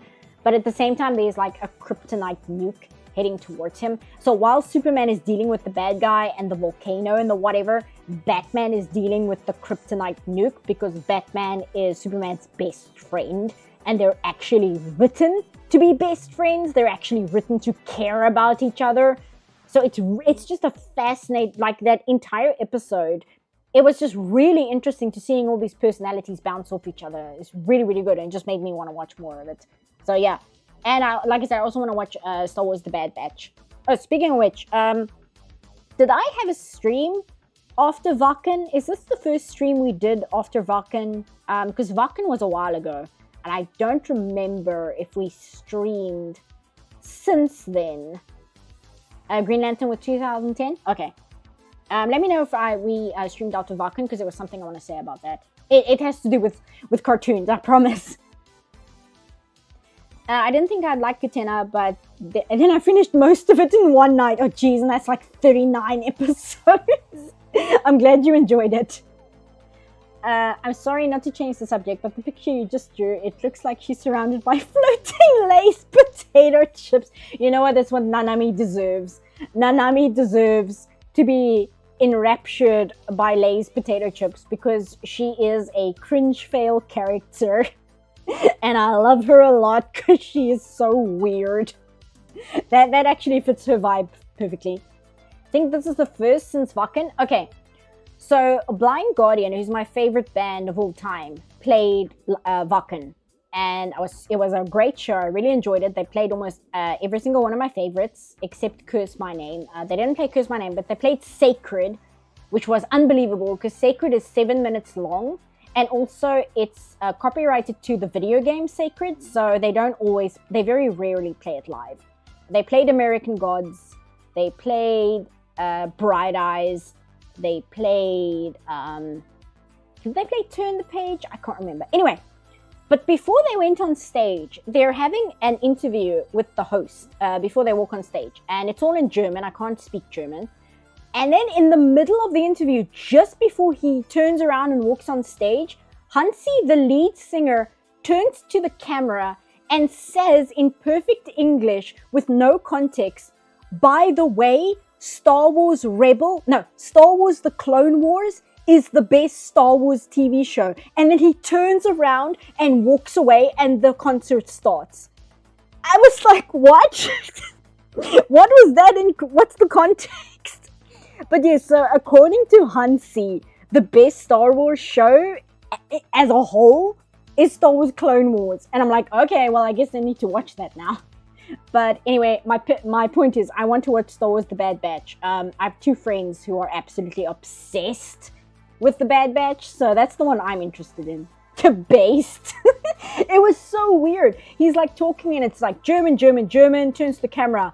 By the way, Star Wars Clone Wars is the best Star Wars show. And then he walks away. Man walks in, says Star Wars Clone Wars is best show, walks out, refuses to elaborate. But yeah, that was the thing that happened. The concert was great though. I had so much fun watching it. Me and my friend on Discord, we're just like losing our minds. Every single song they start singing, we're like, whoa! So yeah, that was the thing that happened at Vakken. And then I liked some of Vision's more.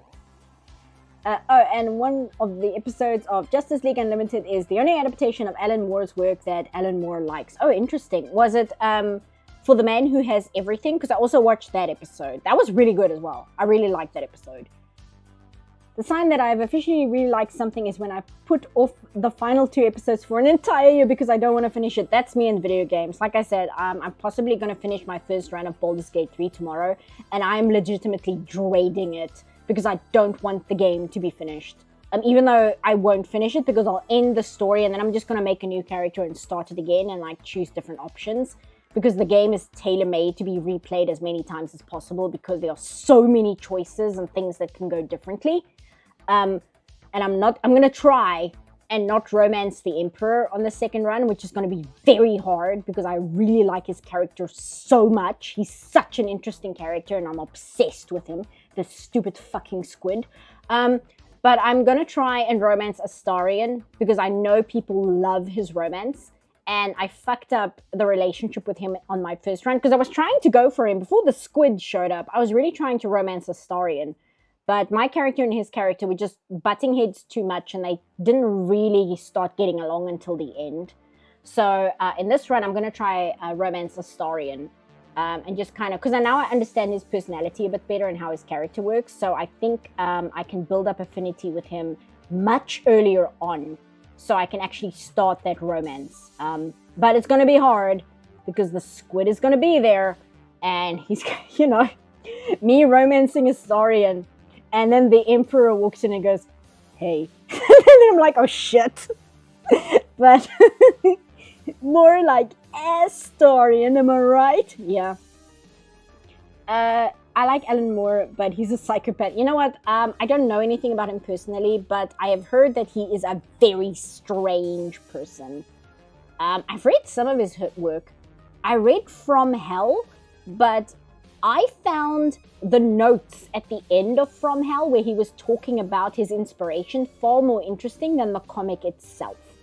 And I don't think that's like it's just me because I was reading a friend's copy and my friend absolutely loves From Hell.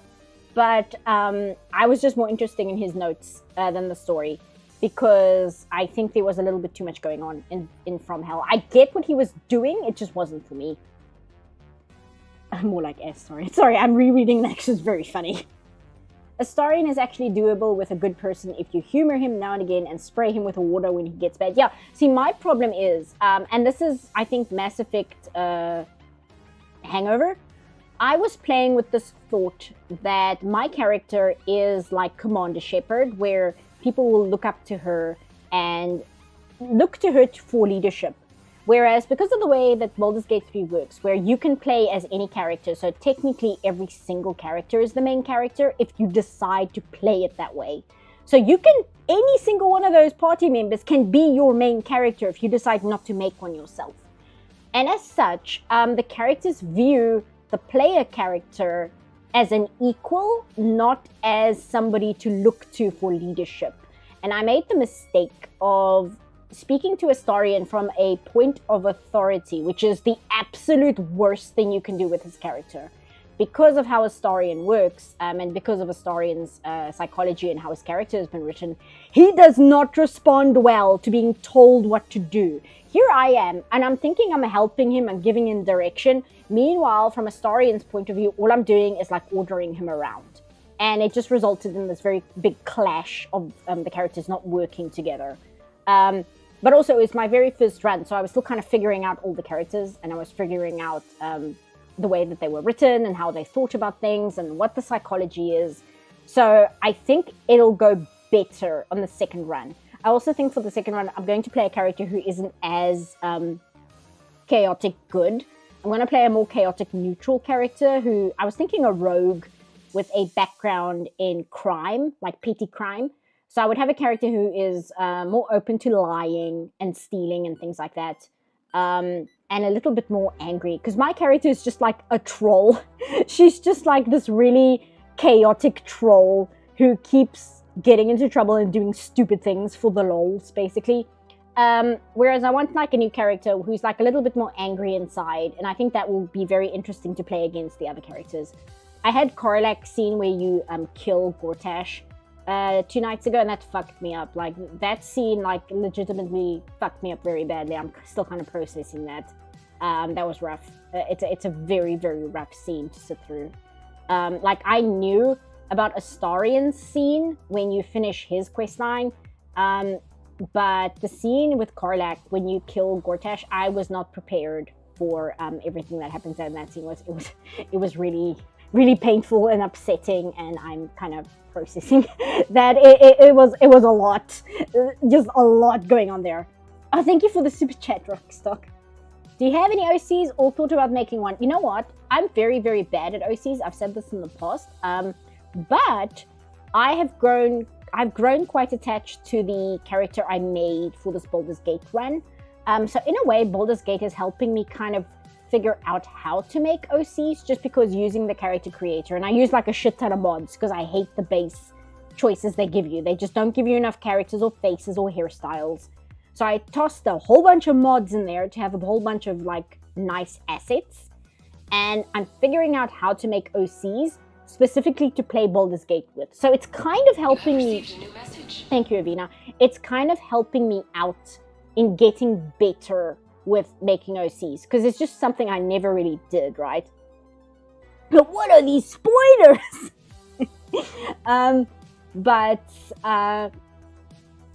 So I'm thinking, I'm playing a drow at the moment for this run. And I think when I do like a perfect Emperor run that's just focusing on romancing the squid, I'm going to play the same character, just kind of more refined, now that I know how this character works, like how I've played her and how this character thinks and interacts and deals with things.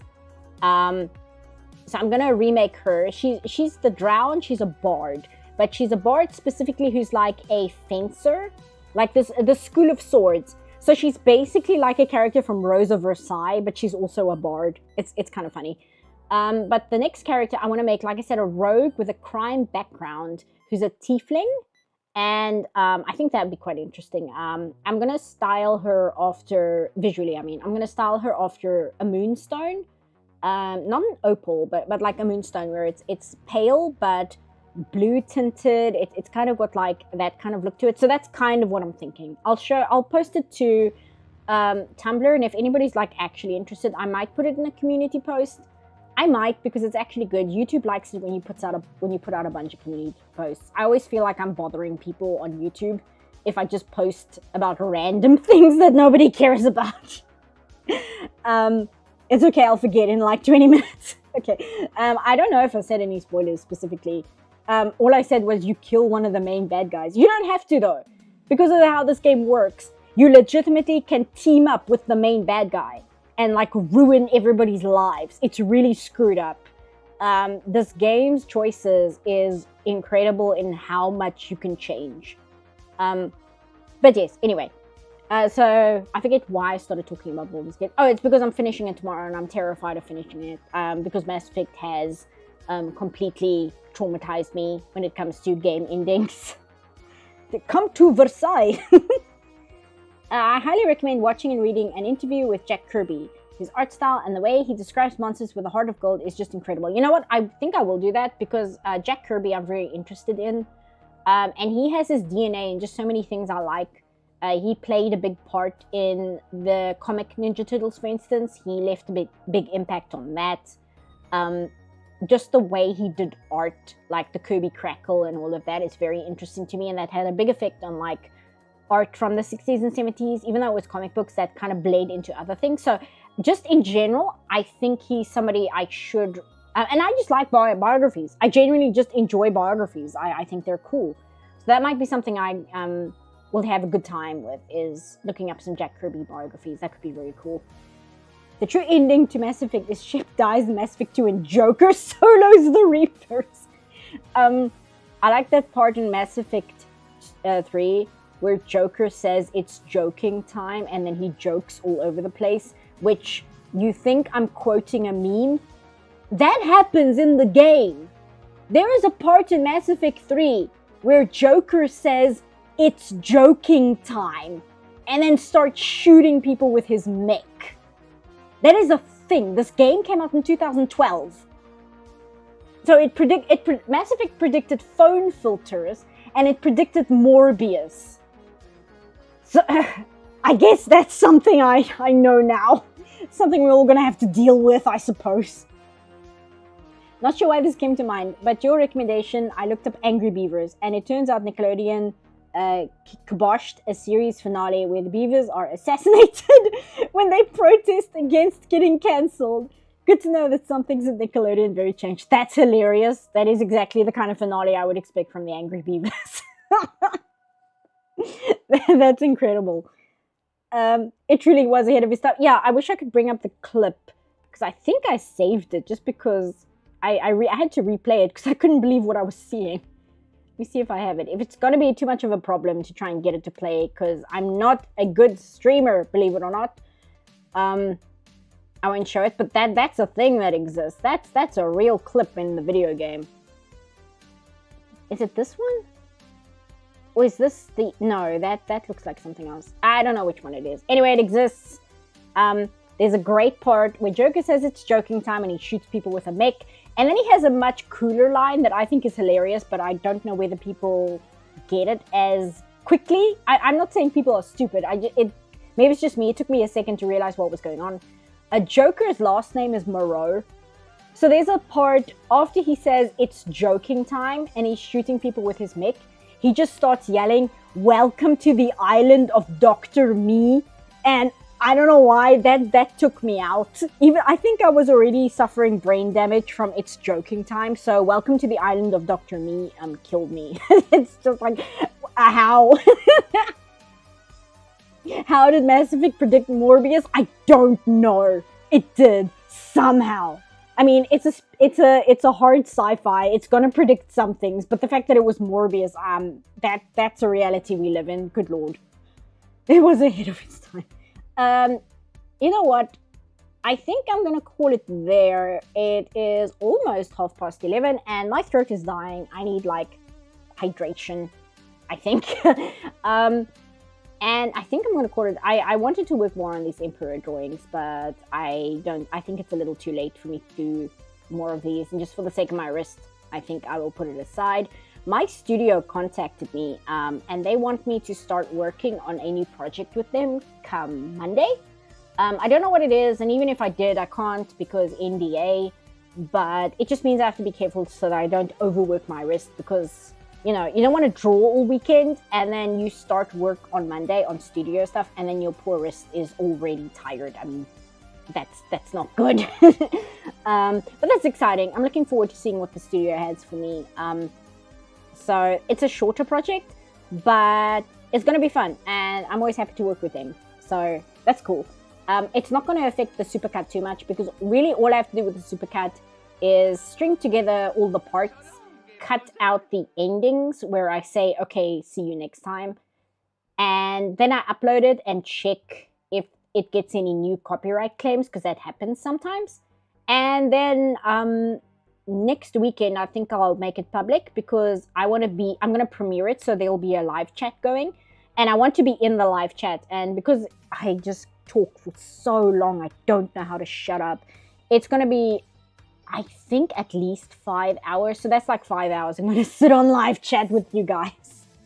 So I'm going to leave that for the weekend, especially if I'm doing like studio work in the week. But yeah, I think I'm going to say goodbye. Come to Japan, specifically the Grand Tokyo area. I'll interpret for you question. Oh, interpret for me. I see what you mean. Thank you. Dude, I want to go to Japan. My friend is cooking something up. I don't know how much I'm allowed to say. I'm hoping it goes through and maybe at some point in future it can then lead to visiting Japan. Mostly, yes, anime, but I really, really enjoy Japanese history because I just love history in general. I would love to see like Kyoto specifically. There's a whole bunch of like historical sites and things like that I would really enjoy seeing and taking photos of and stuff. I know that my friend, when her boyfriend turned 40, they went to Japan and they had like a historical tour through both Tokyo and Kyoto, and she said that was really, really cool. She had a really fun time with that. And because they're weirdos, they're like, oh, this is the old execution grounds. And my friend is like, whoa. So I kind of want to do that too. It sounds awesome. This was such a blast. I'm glad you picked this week instead of next week, which would be utter chaos. Is anything happening next week that I'm unaware of? Or do you just mean for you? There's always chaos in my streams. I'm glad that the internet held. Of course, it only had like a problem the minute I wanted to go live and then behaved itself for basically the entire stream. Whatever. Fantastic artwork and stream. Have a good one, CPAP. Thanks, man. And thank you so much again, Bender, for the super chats. I really appreciate it. That is going to go towards me upgrading my desk so that I can get a much better desk setup and replace the cable for my Huon and just kind of have it in a better position so that it doesn't wear out as fast as this cable wore out. And it's because I'm like rolling it up and unrolling it a lot of the times, and that just kind of affected the wear and tear on the cable, and I don't want to do that again. But that is what that super chat money is going towards, is a better desk setup. We don't have a lot of South Africans here. Would there, this is a silly question, would there be any South Africans in Japan? Maybe. There's a lot of South Africans in Australia. And I mean, that's like a 4-hour plane trip as far as I remember. Maybe. I know we're everywhere. Like, South Africans are secretly everywhere. I legit mean that. Keep an eye out in your local vicinity. Yeah, just for me. Okay. Oh, your sister's getting married. Oh, excellent. I hope that goes well. Careful of the mega quake when you go to Japan. Oh, jeez. Please come while the yen is cheap. Yeah, man, the South African rand is such in the toilet that I would have to. I've met more Nigerians than South Africans. Oh, interesting. There are some Africans, maybe, like, legit, we're everywhere. There's like a South, because of various like reasons. It's not bad. It's just like a whole backstory as to why so many South Africans are abroad. And it's like a lot of country history, but like the boring country history that nobody really cares about. It's like, oh, this happened, then this happened to the economy, and then this happened, and then that's why a lot of South Africans left. And it's not interesting. The fact is, there's a lot of us all over the place. And I finished Kaguya manga. Oh, excellent. I knew a white guy from South Africa in middle school. I had a Karen from Mean Girls moment.